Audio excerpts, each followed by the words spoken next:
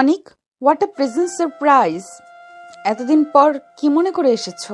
কোনো দরকার পড়েছে নাকি? সাইমা, তুমি এখানে? তুমি জানো আমি তোমাকে কত জায়গায় খুঁজেছি। সিরিয়াসলি? তুমি আমাকে খুঁজেছো? কিন্তু কেন? তোমার তো আমাকে খুঁজে বেড়ানোর কথা নয়, কারণ তুমি তো তোমার আপন ঠিকানা খুঁজে পেয়েছিলে, তাই না?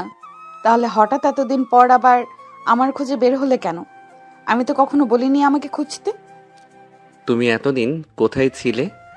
দেখো সাইমা, তুমি আগেও আমাকে ভুল বুঝেছিলে, আর এখনো ভুল বুঝছো। দেখো, আমি এখানে কোনো সত্য মিথ্যার বিচার করতে বসিনি। তুমি এখানে কেন এসেছো সেটা বলো। তুমি যেদিন যা দেখেছিলে সেটা সত্য ছিল না। এসকে খান গ্রুপ অফ ইন্ডাস্ট্রিজের মার্কেটিং অফিসার পদে সার্কুলার ছিল, সেই ইন্টারভিউ দিতে এসেছি। কিন্তু তুমি এখানে কি করছো? আর এতদিন তুমি কোথায় ছিলে? সিরিয়াসলি? তুমি এসেছো মার্কেটিং অফিসার পদের ইন্টারভিউ দিতে? দ্য গ্রেট অনিক আহমেদ, যার দেশের টপ লেভেলে থাকার উচিত ছিল, যেটা তুমি একদিন বলেছিলে, এখন সে সামান্য একটা চাকরির পেছনে ছুটছে। টাইম চেঞ্জড তো। দেখো সাইমা, পরিস্থিতি সবসময় মানুষের হাতে থাকে না। আজ একজনের সময় ভালো, কাল অন্যজনের। সময় মানুষকে অনেক কঠিন জিনিস শিখিয়ে দেয়। আমি কাল যা ছিলাম আজ যে ঠিক তাই থাকবো এমন নিশ্চয়তা তো কেউ দেয়নি। আমার সাথেও ঠিক সেইটাই হয়েছে। বাহ, বেশ ভালো কথা বলতে শিখে গেছো তো। তোমার তো কিছু হোক বা না হোক, কথা বলার কনফিডেন্স কিন্তু অনেক বেড়েছে। তুমি এখানে কি করছো? আর এতদিন কোথায় ছিলে? তোমার কোনো খবর কেউ জানতো না। সোশ্যাল মিডিয়া নাম্বার সব জায়গায় তন্ন তন্ন করে খুঁজেছি তোমাকে, কিন্তু কোথাও পাইনি। যারা হারিয়ে যায় তাদের খুঁজে পাওয়া যায়, কিন্তু যারা নিজে থেকে হারিয়ে যায় তাদের খুঁজে পাওয়া যায় না। By the way, mister Anik Ahmed, আপনি যে এসকে গ্রুপ অফ ইন্ডাস্ট্রিজের মার্কেটিং অফিসার হিসেবে ইন্টারভিউ দিতে এসেছেন, সেই কোম্পানির মালিকের একমাত্র উত্তরাধিকারী আমি। মানে তুমি এসকে গ্রুপের মালিক? বুঝলাম না। তার মানে তুমি সাজ্জাদ খানের একমাত্র কন্যা সাইমা খান? অনেকের কথা শেষ হতেই সাইমা চোখের ইশারায় পরিষ্কার জানিয়ে দিলেও অনেক ঠিকই বুঝেছে। অনেকের চোখ বিস্ময়ে বড় হয়ে গেল।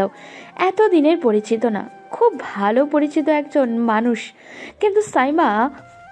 কিন্তু সাইমা কখনোই তাকে বুঝতে দেয়নি সে এত বড়লোক বাবার মেয়ে। সাইমা অনেককে এভাবে স্থির হয়ে তাকিয়ে থাকতে দেখে নিজেকে বলে উঠল, তো মিস্টার অনিক আহমেদ, এখানেই দাঁড়িয়ে থাকবেন নাকি ইন্টারভিউটা দেবেন? আপনার জন্য নিশ্চয়ই আমি সারাদিন বসে থাকবো না, নাকি মনে মনে সিদ্ধান্ত নিয়ে ফেলেছেন ইন্টারভিউ বোর্ডে একজন মেয়ে বসে আছে বলে আপনার ইগো ইন্টারভিউ দিতে বাধা দিচ্ছে? অনিক আহমেদ হেরে যাওয়ার আগে হার মানার মানুষ নয়। ইন্টারভিউ দিতে যখন এসেছি তখন দিয়ে তবেই যাব। হুম, বাহ, কনফিডেন্স তো বেশ ভালো আছে।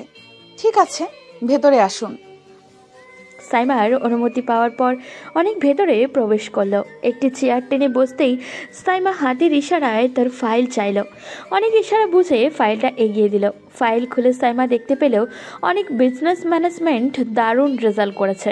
সে জানতো অনেক এই বিভাগে পড়তো, কিন্তু অনেক যে এত ভালো স্টুডেন্ট তা তার অজানা ছিল। ফাইল দেখে সাইমা অনেককে বলল, আপনার তো একাডেমিক কোয়ালিফিকেশন ভালো, সাবজেক্টও স্ট্রং, তাহলে হঠাৎ সব বাদ দিয়ে মার্কেটিং অফিসার পদে কেন বেছে নিলেন? আপনি চাইলে আরো বড় কিছু করতে পারতেন। তুমি তো জানো। সরি, ঠিক বুঝলাম না। আপনি কি আপনার বসের সাথে এইভাবেই কথা বলবেন? শুধুমাত্র একাডেমিক রেজাল্ট জানলেই চলে না, সাথে ম্যানার্সও থাকতে হয়। অনেক বুঝতে পারলো সাইমা নিখুঁতভাবে তাকে অপমান করলো, তবুও সে দমে গেল না, কারণ এই চাকরি শুধু তার নিজের জন্য নয়, তার পরিবারের জন্যও দরকার। আর সবচেয়ে বড় কথা, যাকে সে এতদিন পাগলের মতো খুঁজেছে তাকে আজ সামনে পেয়েছে। যদি কোনোভাবে এই চাকরিটা পায় তাহলে অন্তত তার কাছাকাছি থাকতে পারবে ও। সে আর কোনো কথা না বাড়িয়ে মাথা নিচু করে বলল, সরি ম্যাডাম। ইন্টারভিউ রুমে এমন নীরবতা নেমে এলো যে কেউ শ্বাস নিলেও সেও শব্দ শোনা যাচ্ছে। সামনে বসে থাকা দুই মানুষ, অনিক আর সাইমা, দুজনেই জানে তাদের অতীত আজ যেন পরীক্ষার টেবিলে রাখা। কিন্তু আজ কোনো সম্পর্কের পরীক্ষা নয়, আজ প্রেশার পরীক্ষা। তবুও দুজনের চোখে লুকিয়ে থাকা হাজারো প্রশ্ন। সাইমা ঠান্ডা গলায় ফাইল বন্ধ করলো, তারপর ধীরে ধীরে চোখ তুলে তাকালো অনিকের দিকে, একটা দৃষ্টি যেখানে রাগ, অভিমান, ব্যথা সব কিছু মিশে আসছে। তাহলে মিস্টার অনিক আহমেদ, আপনি বলেছিলেন কেন এই চাকরি চান? আমি ভেবেছিলাম আপনি হয়তো আপনার সেই পুরনো অহংকারত্তি বিগ ড্রিম এর পেছনে ছুটবেন, কিন্তু না, আপনি এখন আমাদের কোম্পানির একটা মিড লেভেল পোস্টের জন্য আবেদন করেছেন। কারণ? কারণ জীবন সবসময় আমাদের ইচ্ছে মতো চলে না ম্যাডাম। কখনো কখনো কিছু সিদ্ধান্ত নিতে হয় যা আমরা চাই না, তবুও নিতে বাধ্য হই। আমারও তেমনই হয়েছে। পরিবারের দায়িত্ব, বাবার অসুস্থতা, ছোট ভাইয়ের পড়াশোনা, সব মিলিয়ে একটা স্থির চাকরি দরকার ছিল। আর আমি এই ক্ষেত্রটা ভালো জানি, তাই আবেদন করেছি। ও, তো আপনি বলতে চাইছেন আপনি ম্যাডাম সাইমা খানের কোম্পানিকে ব্যবহার করতে চান আপনার পার্সোনাল সমস্যার সমাধান হিসেবে? না ম্যাডাম, আমি আপনার কোম্পানিকে ব্যবহার করতে আসিনি। আমি এখানে কাজ করতে এসেছি, আর যোগ্যতা অনুযায়ী সুযোগ পেলে প্রমাণ করতে পারবো আমি এই চাকরির যোগ্য। সব কিছু মিশে আছে। সাইমা চেয়ারে হালকা হেলান দিয়ে বসলো, চোখে সেই পুরনো ক্ষতের ছাপ যা এখনো শুকায়নি। সে জানে তার সামনে যে মানুষটা বসে আছে সে একসময় তার পৃথিবী ছিল, আর আজ তার অধীনস্থ কর্মচারী হওয়ার আবেদনকারী। ঠিক আছে, তাহলে বলুন, যদি আপনাকে আমাদের কোম্পানির মার্কেটিং অফিসার হিসেবে নিযুক্ত করা হয়, আপনি প্রথম 6 মাসে কি কি লক্ষ্য নিয়ে কাজ করবেন? আমাদের কোম্পানির জন্য আপনার পরিকল্পনা কি? প্রথমত, আমরা এখানকার মার্কেটিং ক্যাম্পেইনগুলোতে ইমোশনাল অ্যাটাচমেন্ট হারাচ্ছি। কাস্টমার শুধু বিজ্ঞাপন দেখে পণ্য কিনে না, তারা ব্র্যান্ডের সাথে যুক্ত হতে চায়। তাই প্রথম 6 মাসে আমি 1. ব্র্যান্ড কনজিউমার কানেকশন বাড়ানোর জন্য real time history based ad চালু করব। 2. অনলাইন প্ল্যাটফর্মে কাস্টমার এঙ্গেজমেন্ট 25% বাড়ানোর লক্ষ্য নেব। আর তৃতীয়ত, নতুন 3টি অঞ্চলে ডিস্ট্রিবিউশন নেটওয়ার্ক চালু করব, যেখানে এখনও এসকে গ্রুপের উপস্থিতি কম। অনেক বলতে বলতে থামলো না। বড় বড় কর্পোরেটর শব্দ, চমৎকার প্রেজেন্টেশন সবই ছিল। সাইমা লক্ষ্য করছিল প্রতিটা অভিব্যক্তি। এই অনেক যে একসময় তাকে নিয়ে ভবিষ্যতের হাজারো স্বপ্ন দেখত, আজ সেই মানুষটা তার সামনে বসে ব্যবসায়িকভাবে কথা বলছে, একদম পেশাদারি, অনুভূতিহীন। কিন্তু সাইমা জানে অনেকটা এমন নয়, সে শুধু পরিস্থিতিকে মানিয়ে নিতে শিখেছে। আপনি ভালোই প্রস্তুতি নিয়ে এসেছেন, কিন্তু একটা জিনিস আমার পরিষ্কার না, আপনি কি সত্যি এই কোম্পানিতে কাজ করতে চান, নাকি শুধু জীবনের চাপে পড়ে একটা স্টেবল চাকরি চান? ম্যাডাম, আমি চাই, খুব চাই, শুধু চাকরিটা নয়, আমি চাই আমার জীবনকে আবারও ঠিকভাবে সাজাতে। আর এখানে কাজ করলে আমি সেটা পারবো বলে মনে করি। সাইমা কিছুক্ষণ নীরব রইল, যেন ভাবছে এই মানুষটাকে সে কোথায় হারিয়ে ফেলেছে, কেন হারিয়েছে, নাকি সে কখনোই তাকে সত্যিকারের ভাবে জানেনি। হঠাৎ সাইমা ফাইল বন্ধ করে জোরে জোরে টেবিলে রাখলো। শেষ প্রশ্ন, মিস্টার অনিক, আপনি যদি জানতেন আপনাকে ইন্টারভিউ নেওয়ার জন্য আমি থাকবো, তাহলে কি আপনি এই চাকরির জন্য আবেদন করতেন? হ্যাঁ ম্যাডাম, কারণ কিছু মানুষ, কিছু সম্পর্ক, কিছু ব্যথা এড়িয়ে গেলে কখনো শেষ হয় না, সামনাসামনি দাঁড়িয়ে মোকাবেলা করতে হয়। আর আজ আমি সেটা করতে এসেছি।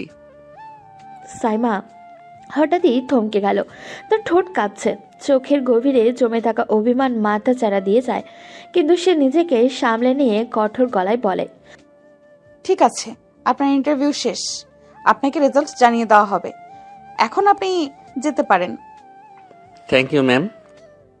অনেক দরজা খুলে বেরিয়ে গেল। দরজা বন্ধ হওয়ার শব্দটুকু সাইমা বুকের ভেতরে চাপা ঝড় যেন আরো জোরে বইতে লাগলো। অনেক চলে গেল, কিন্তু তার প্রতিটা কথা সাইমার মাথায় প্রতিধ্বনিত হয়ে বাজতে থাকলো। কেন জানি না সেদিন তার চোখে হঠাৎ করেই জল চলে এলো। সে মুছল না, কারোর সামনে তো ভেঙে পড়তেই হবে, আর অনেকের সামনে তো ভেঙে পড়লে সে নিজেকে হারিয়ে ফেলবে। সেদিন বিকালটা অদ্ভুতভাবে ধীর ছিল। পুরো অফিসেই ফিসফাস, কে নাকি নতুন মার্কেটিং অফিসার হবে। সবাই জানে সাইমা খান সিদ্ধান্ত নিলে আর ফেরানোর সুযোগ থাকে না, কিন্তু আজ সাইমা নিজেই যেন নিজের সিদ্ধান্তের সামনে দাঁড়িয়ে আটকে গেছে। তার ল্যাপটপে 3জন শর্ট লিস্টে প্রার্থীর নাম: তানভীর রহমান, মেহেদি হোসেন আর অনিক আহমেদ। সাইমা 3বার নামগুলো পড়ল। প্রতিবারই তার চোখ থেমে গেল তৃতীয় নামটায়। হঠাৎই কেবিনের দরজায় আবারও টোকা পড়ল। টুকটুক শব্দও হলো। কামিন। ভিতরে ঢুকলো রাফিন, তার হাতে কাগজপত্র, কিছুটা কিন্তু মুখে উদ্বেগ। রাফিন হলো সাইমা কোম্পানির HR ডিপার্টমেন্টের হেড। ম্যাম, আমরা ফলাফল আজকেই ফাইনাল করতে চাই। সকল ডকুমেন্ট প্রস্তুত, শুধু আপনার ফাইনাল সিল প্রয়োজন। রাফিনের কথা শুনে সাইমা মাথা নাড়ালো, কাগজগুলো নিল, কিন্তু কোনো কিছুই আর মনোযোগ সহকারে পড়ল না। যেন সে শুধু মাত্র কাগজ ধরেই বোঝার চেষ্টা করছে এতে ঠিক তার কার ভাগ্য লেখা রয়েছে।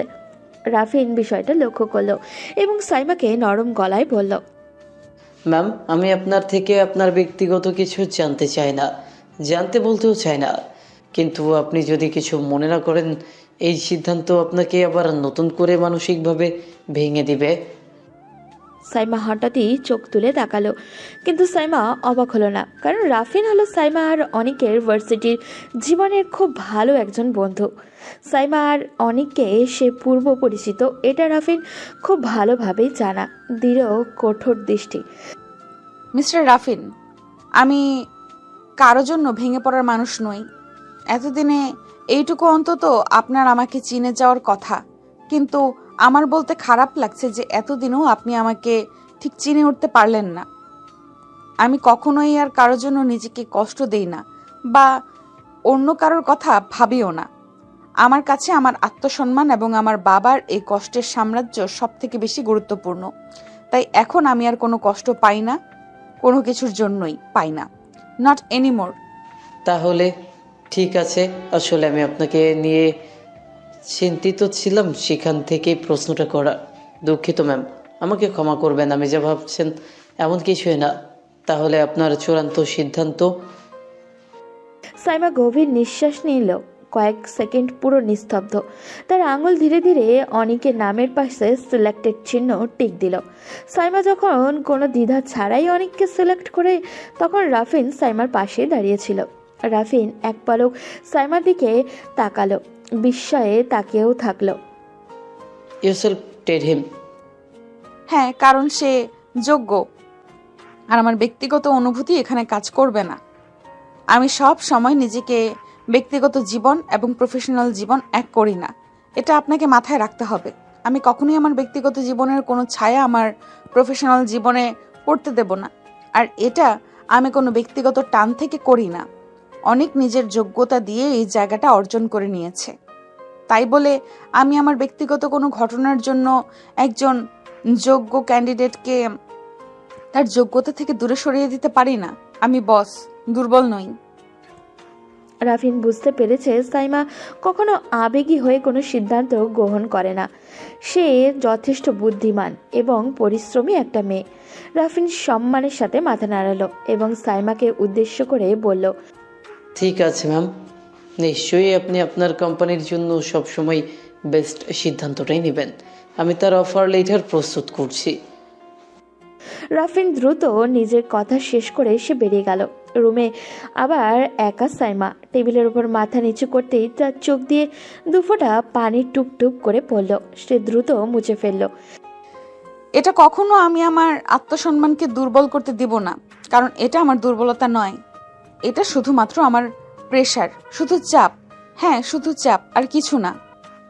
কিন্তু সে যে ভিতরে ভিতরে নিজেকে শক্ত রাখার চেষ্টা করছে, কিন্তু তারপরেও তার বুকের মধ্যে কোথাও একটা যে দুর্ভাব্য ভার জমেছিল, তার কোনোভাবেই লুকানো যাচ্ছিল না। অনেক সোফায় বসে, পাশে চা ঠান্ডা হয়ে গেছে। তার চোখে বারবার ফোনের দিকে। হয়তো ফলাফল আজই আসবে, হয়তো আবার আসবেও না, কিন্তু অন্য একটা দুশ্চিন্তা তাকে বেশি করে করে খাচ্ছে। সাইমা কি আমার কারণে চাকরিটা আটকে দেবে? তবুও মনটা বলছে না, সে তো এমন নয়। আর যাই হোক, সাইমা কখনো নিজের সজ্ঞানে কারোর কোনো ক্ষতি করবে না, এটা আমি মনে প্রাণে বিশ্বাস করি। অনেক বাড়িতে আসার পর থেকে তার মাথায় অনেক রকমের চিন্তা ঘুরপাক খাচ্ছে, কিন্তু সে কোনো কিছুই ঠিকঠাক জবাব খুঁজে পাচ্ছিল না। ঠিক তখনই হঠাৎ করে অনেকের ফোন বেজে ওঠে। অনেক ফোনের দিকে তাকিয়ে দেখে তার খুব পরিচিত একটি নাম্বার, যেটা দেখে অনেক মুখের অজান্তে হাসির রেখা ফুটে ওঠে। অনেক ফোনটা হাতে নিয়ে বালকনিতে চলে যায় এবং ফোনটা রিসিভ করে বলে, এই কি অবস্থা? ফোনের ওপাশ থেকে হয়তোবা কিছু একটা বললেও অনেককে, যেটা শুনে অনেকের হাসি রেখাটা আরো চওড়া হয়ে উঠল। এরপর অনেক নিজে থেকেই আবারও বলে উঠল, চিন্তা নেই, ওকে যখন গর্ত থেকে টেনে বের করে আনতে পেরেছি তখন আমি আর কখনোই তাকে হারিয়ে যেতে দিব না। শক্ত করে আটকে রাখবো, জড়িয়ে রাখবো নিজের বুকের মাঝে, যেন কোনোভাবে আমাকে আর একা রেখে চলে যেতে না পারে। অনেক হয়েছে, অনেক কষ্ট সহ্য করেছি আমি, কিন্তু আর না। এবার ওকে প্রত্যেকটা কষ্টের জবাব দিতে হবে। কেন সে আমাকে এতটা কষ্ট দিয়েছে, কি অপরাধ ছিল আমার? ও যেন কোনোভাবে আমার কাছ থেকে আর পালাতে না পারে। এই জন্যই তো পার্মানেন্টলি সবসময় ওর কাছে থাকার ব্যবস্থা করছি। আর ধন্যবাদ আমাকে এতটা সাহায্য করার জন্য, আমার প্রাণ ভোমরাকে খুঁজে বের করার জন্য, আমাকে সাহায্য করার জন্য। ট্রিং ট্রিং। অনেক কথা বলে ফোনটা কাটার পর হঠাৎ করে তার ফোনে একটা নোটিফিকেশন আসে। অনেক ফোনের স্ক্রিনের দিকে তাকিয়ে দেখে ফোনের মেইল নোটিফিকেশন। অনেকের যেন হাত পাত কাঁপতে শুরু করলো। মেইল খুলল। মেইলটিতে খুলে হঠাৎ করে অনেক যেটা দেখলেও মেইলটির যা দেওয়া আছে সেটা দেখে অনেকের চোখ কপালে উঠে যায়। অনেক হঠাৎ করে কি নিয়েছে ভুলে যায়। Congratulation, you have been selected as the marketing officer of A SK group. অনেকের বুক ধক করে উঠল। অনেকের বুক ধকধক করে উঠল। সে এক দৃষ্টিতে স্ক্রিনের দিকে তাকিয়ে থাকলো। কয়েক সেকেন্ড পর মুখে তীব্র অদ্ভুত এক হাসি ফুটে উঠল, যেন আনন্দ আর অস্বস্তি একসাথে। তাহলে তুমি আমাকে সুযোগ দিলে সাইমা। বিশ্বাস করো সুইটহার্ট, এটা তোমার দেওয়া শুধুমাত্র সুযোগ না, তোমাকে আবার নিজের করে পাওয়ার একটি আশার আলো। আমি আর কোনোভাবেই এই সুযোগ হাতছাড়া করব না। তোমাকে আমার হতেই হবে। এবার আর আমি তোমাকে নিজের থেকে আলাদা করব না, তোমাকে আর হারিয়ে যেতে দিব না, কখনোই না। I promise. তার চোখে এক ফোঁটা জল চিকচিক করে উঠল। তার আবেগ কেমনভাবে বাইরে বেরিয়ে আসছে, যেন সে অনেক সাধনার পর তার ধৈর্য এবং সাধারণ ফল পেয়েছে। অনেকে মনে মনে আরও একবার বলে উঠল, আমি এবার প্রমাণ করব যে আমি কোনো ভুল করিনি। না তুমি কোনো ভুল করেছিলে, আর না আমি কোনো ভুল করেছি। আমরা দুজনেই পরিস্থিতির শিকার হয়েছি। সরি, আমি ভুল করিনি, কিন্তু তুমি ভুল করেছো, মস্ত বড় ভুল করেছো আমাকে একা ফেলে হারিয়ে গিয়ে। তোমার কোনো আইডিয়া নেই আমি ঠিক কতটা কষ্ট নিয়ে তোমাকে খুঁজে বেরিয়েছি। বেঁচে থেকেও যেন মৃত্যু যন্ত্রণা সহ্য করেছি। পরদিন সকালে অদ্ভুত এক উত্তেজনায় ভরা ছিল। সবাই নতুন অফিসারের সাথে দেখা করতে উদ্গ্রীব, কিন্তু সবার চোখে একটাই প্রশ্ন, নতুন অফিসার আর ম্যাডাম কোথাও যেন কিছু তো একটা আছে। ঠিক সকাল 9:30টায় লিফট থামলো। লিফটের দরজা খুলতেই অনেক প্রবেশ করলো। সাদা শার্ট আর ডার্ক ব্লু প্যান্ট, গম্ভীর চোখ। তার উপস্থিতিতেই অফিসের বাতাস কেমন যেন বদলে গেল। রিসেপশনিস্ট মৃদু হেসে বলল, স্যার, আপনাকেই খুঁজছিলাম। ম্যাম আপনাকে ওনার নিজের কেবিনে ডাকছেন। অনেক মাথা নাড়ালো। অনেক সাইমার কেবিনের সামনে দাঁড়িয়ে দরজায় নক করে টকটক শব্দ করলো। কামিন। অনেক দরজা খুলে ঢুকলো। দুজনের চোখে এক অদ্ভুত মিলতেই সেই পুরনো ঝড় বুকের মধ্যে আবারও বয়ে গেল, কিন্তু মুখে তা কেউ প্রকাশ করলো না। Good morning ma'am. Good morning. Sit. অনেক সাইমার পারমিশন পাওয়ার সাথে সাথে বসলো। সাইমা অনিকের দিকে একটি ফাইল এগিয়ে দিল এবং মাথা নিচু করে অন্য একটা পেপারে সাইন করতে করতে বলল, এটা আপনার অ্যাপয়েন্টমেন্ট লেটার। আগামী 6 মাস আপনি ট্রেনিং সহ আমার সরাসরি সুপারভিশনে কাজ করবেন। অনেক একটু অবাক হয় সাইমার কথা শুনে, কিন্তু সেটা তার চোখে মুখে প্রকাশ পেল না। আর এদিকে সাইমার কথা শুনে অনেকের মনে যে লাড্ডু ফুটতে থাকে, সে এখন সব সময় সাইমার আশেপাশে থাকতে পারবে, যেটা সে চেয়েছিল। যদিও এই পোস্টে জয়েন করার পর সে সব সময় সাইমার কাছেই থাকতে পারতো না, কিন্তু যেহেতু 6 মাস তাকে সময় দেওয়া হয়েছে, এই 6 মাসে সে তার নিজের কাজ শেষ করে ফেলবে। কিন্তু তারপরেও অনেক একটু অবাক হওয়ার ভঙ্গিতে সাইমাকে বলল, ইয়োর ডিরেক্ট সুপারভিশন। ইয়েস, কোনো সমস্যা? না, সমস্যা নেই, তবে সাইমা চোখ সোজা রাখলো এবং বোঝানোর চেষ্টা করলেও অনেক কি বলার চেষ্টা করছে। যখন সাইমা অনেক চেষ্টা করে বুঝতে পারল না অনেক তাকে কি বলার চেষ্টা করছে, তখন সে নিজেই অনেককে প্রশ্ন করলো। তবে অনেক ধীরে ধীরে সাইমার করা প্রশ্নের উত্তরে বলল, আপনি নিশ্চিত এটা আপনার জন্য কঠিন হবে না? না মানে আপনি সারাদিন এত ব্যস্ত থাকেন, তার মধ্যে আমাকে সুপারভাইজ করে কাজ শেখাবেন? এটা তো আমার জন্য চরম ভাগ্যের ব্যাপার। এটা আপনার জন্য অনেক কষ্টকর হয়ে যাবে না? এটাই বলতে চাইছিলাম আর কি। সাইমার চোখে বিদ্যুৎ চমকালো, কারণ সাইমা ঠিকই বুঝতে পেরেছে অনেক তাকে কি বলতে চেয়েছিল, এবং অনেক যে কথা ঘুরিয়ে নিল এটাও সাইমা খুব ভালোভাবেই বুঝতে পেরেছে। তাই সাইমা অনেককে বলল, মিস্টার রনিক, একটা কথা সব সময় মাথায় রাখবেন। আমি কখনোই আমার ব্যক্তিগত জিনিস অফিসে নিয়ে আসি না। আর আমার কাজকে পার্সোনাল ফিলিংস নাড়াতে পারে এমন ক্ষমতা আপনার নেই। অনেক কিছুক্ষণ চুপ, তারপর মাথা নাড়ল এবং সে বিড় বিড় করতে বলতে লাগলো, ম্যাডাম, আপনি ব্যক্তিগত জিনিস অফিসে না নিয়ে আসলেও আমি এই অফিসে জয়েনিং করেছি আমার ব্যক্তিগত জিনিস আমার বাড়িতে নিয়ে যাওয়ার জন্য। সাইমা অনেকের দিকে এতটা মনোযোগী ছিল যে অনেক বিড়বিড় করে কি বলছে তার কিছু অংশ ঠিকই শুনতে পেরেছে, কিন্তু পুরো কথাটা শুনেনি ও, তাই ঠিকঠাক বুঝতেও পারেনি। তাই সে অন্যমনস্ক হয়ে প্রশ্ন করলো, সরি মিস্টার রনিক, আপনি কি কিছু বললেন? না তো ম্যাডাম, আপনি কি কিছু শুনেছেন? অনেকের এমন তেরা কথা শুনে সাইমা ইতস্তত হয়ে বলল, এত বাজে কথা না বলে নিজের কাজে মন দেন, তাহলে বুঝতে পারবো আপনার ঠিক কতটুকু কোয়ালিফিকেশন আছে এবং শুধু মুখে বলেন নাকি আদৌ ভেতরে কোনো যোগ্যতা আছে। ঠিক আছে ম্যাডাম, তাহলে আমরা দুজনেই নিজেদের প্রমাণ করব। ইয়েস, লেটস সি কে বেশি শক্তিশালী। দুজনের চোখে তখন আগুন, কিন্তু সেই আগুন ঘৃণার নয়, আবেগের, অতীতের অকথিত ভালোবাসায়। সাইমা ফাইল বন্ধ করে বলল, your duty starts today, you may go. সাইমার কথা শুনে অনেক উঠে দাঁড়ালো, ঠিক বেরিয়ে যাওয়ার আগে থেমে আবারও বলল, সাইমা মানে ম্যাডাম, ধন্যবাদ। আপনি আমাকে সুযোগ দিয়েছেন। আপনি নিজেও জানেন না আপনি ঠিক আমার কত বড় উপকার করেছেন। সাইমা মুখ ঘুরিয়ে নিল। অনেক সাইমার ব্যবহার দিকে হালকা করে হাসলো। অনেকের এই হাসি দেখে যেন সাইমার গা চলে গেল, এবং দেখে সে মুখ ভেঙচি কেটে বলল, ডোন্ট থ্যাংক মি, আর্ন ইট। অনেক হালকা হাসলো। চেষ্টা করব না, প্রমাণ করে দেখাবো। দরজা বন্ধ হলো। সাইমার বুকের ভেতরে হাত চেপে ধরলো, যেন নিজেরই হৃদস্পন্দন শুনতে পাচ্ছে ও। সেদিন দুজনেই কাজ করলো, কিন্তু মন তো দুজনেরই পুরনো স্মৃতি খুঁড়ে খুঁড়ে বের করে আনছিল।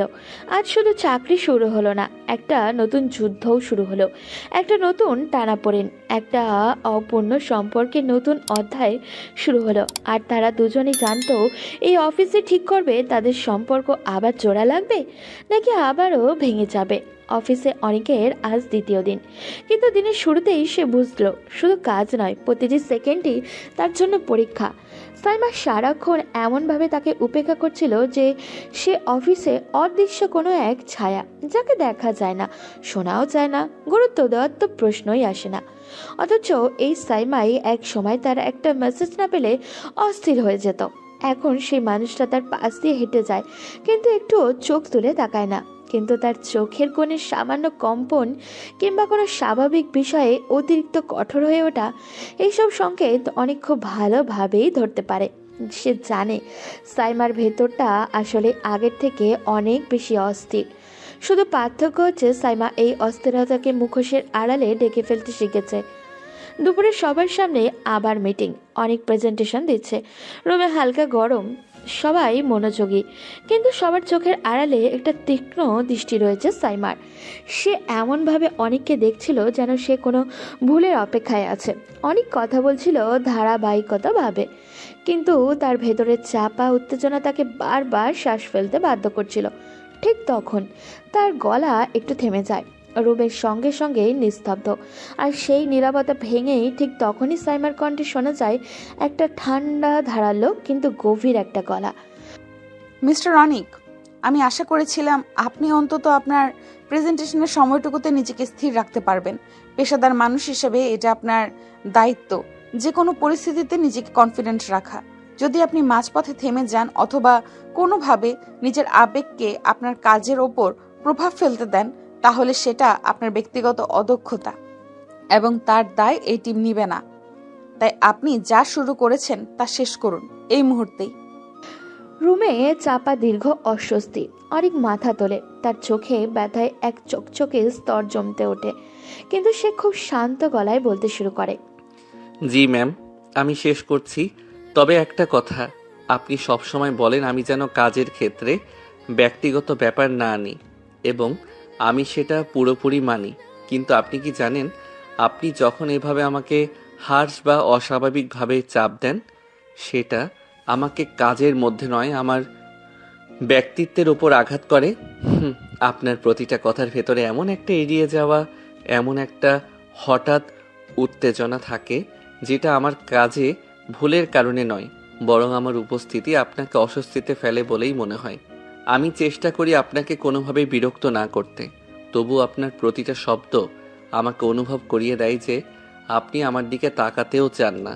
আমি জানি না এর কারণ কাজ নাকি। অনেক কথা শেষ করতে পারে না, কিন্তু তার গলাটায় টান স্পষ্ট বোঝা যায় যে সে বাকিটা বলতে চেয়েও থেমে গেছে।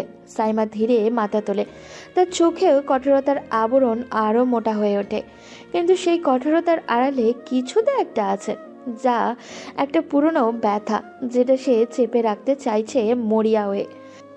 মিস্টার অনিক, আপনার একটা বিষয় বুঝতে হবে। আমি কাউকে কোনো বিশেষ কারণে উপেক্ষা করি না, না কোনো বিশেষ কারণে অতিরিক্ত গুরুত্ব দেই। যখন আমি কাউকে দেখেও দেখি না, তার মানে সে আমার পেশাগত দায়িত্বের জন্য এখনো যথেষ্ট গুরুত্বপূর্ণ অবস্থানে নেই।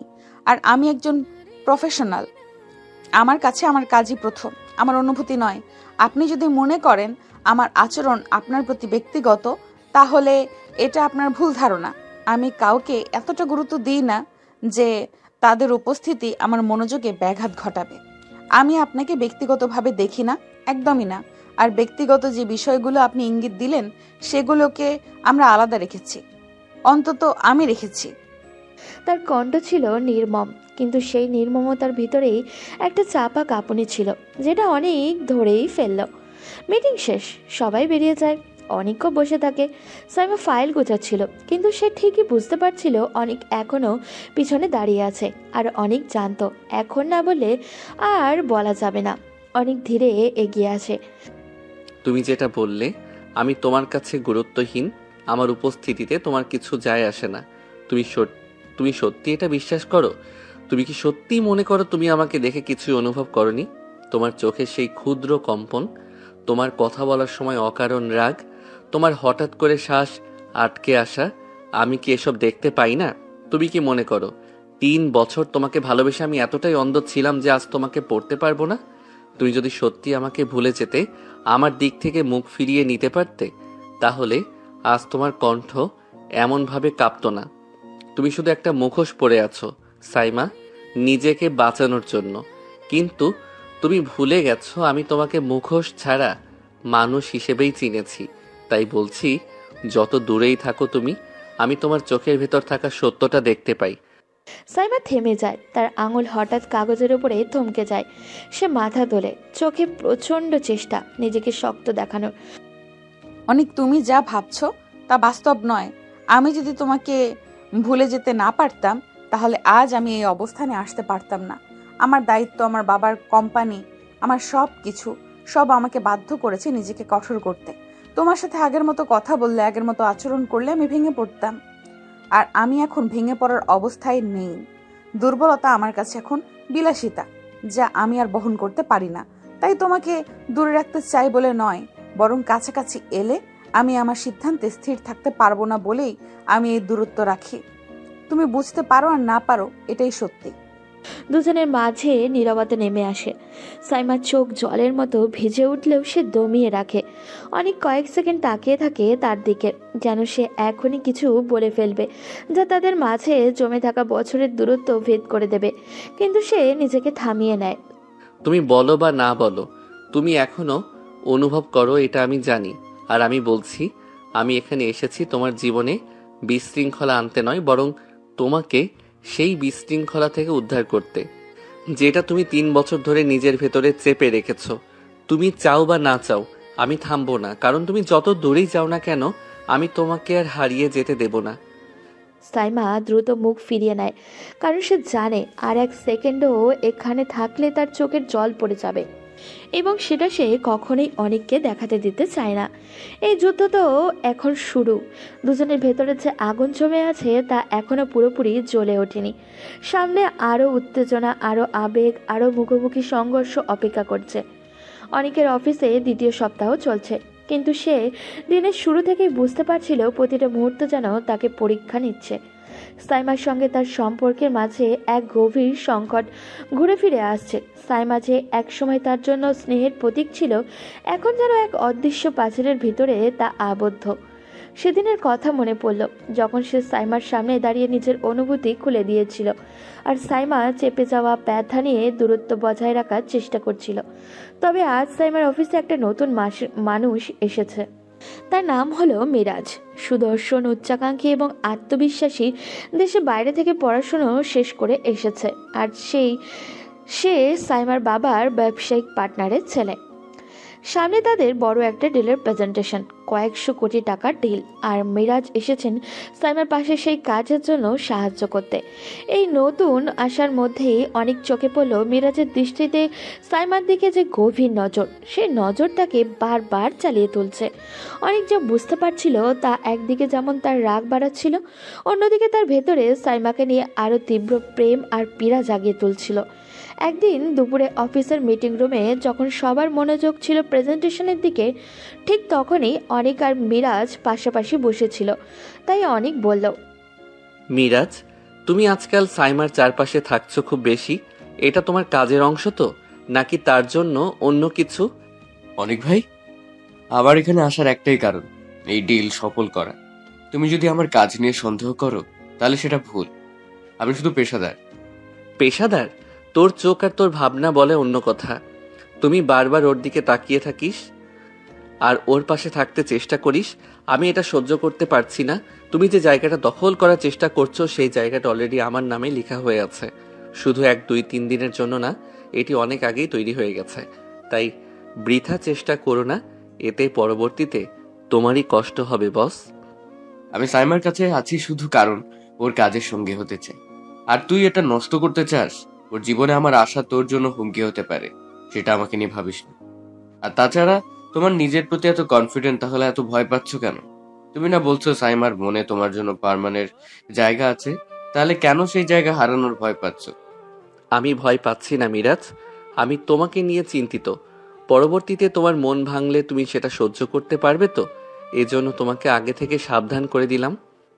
ধন্যবাদ ভাই তোমাকে আমার মন নিয়ে এত ভাবার জন্য, কিন্তু তোমাকে আমার মন নিয়ে ভাবতে হবে না। তুমি নিজের চিন্তা করো। তুমি এখন পর্যন্ত সাইমাকে হারানোর ভয় পাচ্ছ, তাহলে কি এমন জায়গা তৈরি করলে যেটা এত নড়বড়ে হারিয়ে যাওয়ার ভয় আছে? মিরাজ কথা শুনে অনেকের বুকটা ভেঙে গেল। আর সে তখন বুঝতে পারছিল শুধু কাজের জন্য নয়, মিরাজ আসলে সাইমার জীবনে নতুন একটা আশা।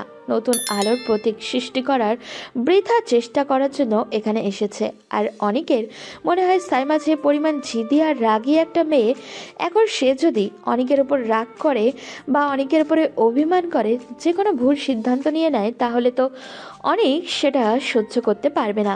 একদিন বিকেলে অফিসের বাইরের বাগানে অনেক হাঁটাহাঁটি করার জন্য এসেছিল একটু, কিন্তু এসে দেখে সাইমা একটা বেঞ্চে একা একা বসে আছে। অনেক বিষয়টা লক্ষ্য করে সামনে সাইমার দিকে এগিয়ে যায়। সাইমা অনেকের উল্টো পাশ করে বসেছিল, কিন্তু তারপরেও সাইমা যখন বুঝতে পারে নিজের পিছনে কারোর উপস্থিতি, তখন তার আর বুঝতে বাকি থাকে না কে এসেছে তার পেছনে। তার নামমাত্র বিচ্ছেদ হয়েছে, কিন্তু মন মন তো এক জায়গাতেই রয়েছে। সাইমা পেছনে যে এসেছে সেটা দেখার জন্য সাইমাকে আর কষ্ট করে পেছনে তাকাতে হয় না। পিছনে না তাকিয়ে সাইমা বলল, আজকে হঠাৎ একা একা এখানে কি করছেন? আপনাকে যে কাজ দেওয়া হয়েছিল সেটা শেষ করেছেন? দেখুন অনেক সাহেব সামনে আমাদের অনেক বড় একটা দেখুন অনেক সাহেব আমাদের সামনে একটা বড় একটা পরীক্ষা। এসকে গ্রুপ কোম্পানিটা আমার বাবার অনেক শখের। তিনি এই কোম্পানিটাকে দাঁড় করানোর জন্য অনেক পরিশ্রম করেছে। রাত দিন এক করে তিনি এই কোম্পানিটাকে দাঁড় করিয়েছেন।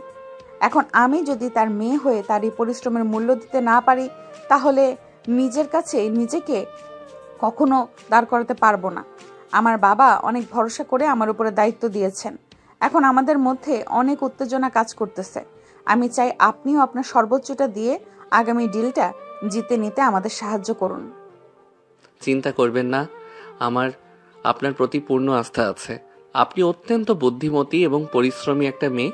আমি জানি আপনি যদি চেষ্টা করেন তাহলে নিশ্চয়ই আপনি আপনার লক্ষ্যে পৌঁছাতে পারবেন। জানি না কি পারবো, কতটুকু পারবো, তবে আমাকে যদি আপনার এই জার্নিতে কখনো কোনো সময় প্রয়োজন পড়ে, শুধু একটাবার আওয়াজ দেবেন। নিজের সর্বশেষ দিয়ে চেষ্টা করব। আমি ভয় পাচ্ছি, অনেক ভয় পাচ্ছি। আমি আমার সিদ্ধান্তে ভেঙে পড়ব। আমি চাই শক্ত থাকি, কিন্তু কখনো কখনো আমার মনের কোণে কিছু আতঙ্ক আমাকে তিলে তিলে শেষ করে দিচ্ছে। অনেক জানে সাইমা কতটা আবেগী। সে তার বাবাকে ভীষণ ভালোবাসে। সাইমা যখন কাউকে ভালোবাসে তখন তার জন্য সাইমা নিজের সর্বোচ্চটা বাজি রেখে দেয়। তারপরেও কখনো তার ভালোবাসার মানুষকে ছোট হতে দেয় না। সেখানে বিষয়টা তো তার বাবার স্বপ্নে সাইমা নিজের জীবনে বাজি রেখে দিবে, কিন্তু তারপরও তার বাবার স্বপ্ন ভাঙতে দিবে না। অনেকের মাঝে মাঝে ভাবে কিভাবে পারে এই মেয়েটা এত কঠোর খোলসের মাঝে এতটা দুর্বল সত্তাকে লুকিয়ে রাখতে। এক সন্ধ্যায় অফিসের লবিতে এসে দেখে সাইমা ল্যাপটপে বসে কাজ করছে এবং মিরাজ তার পাশে বসে তাকে মাথা থেকে পা পর্যন্ত পরখ করে যাচ্ছে। মিরাজের এমন দৃষ্টিতে সাইমার দিকে তাকিয়ে আছে যেন সে চোখ দিয়ে সাইমাকে গিলে খাচ্ছে। বিষয়টা দেখার পর থেকে অনেকের যেন রাগে পুরো গা জ্বলে যাচ্ছে। অফিসের মিটিং রুমে আলো ঝলমল করছে। সাইমা, অনেক, মিরাজ এবং টিমের বাকিরা বদ্ধমূলত মনোযোগ দিয়ে অপেক্ষা করছে।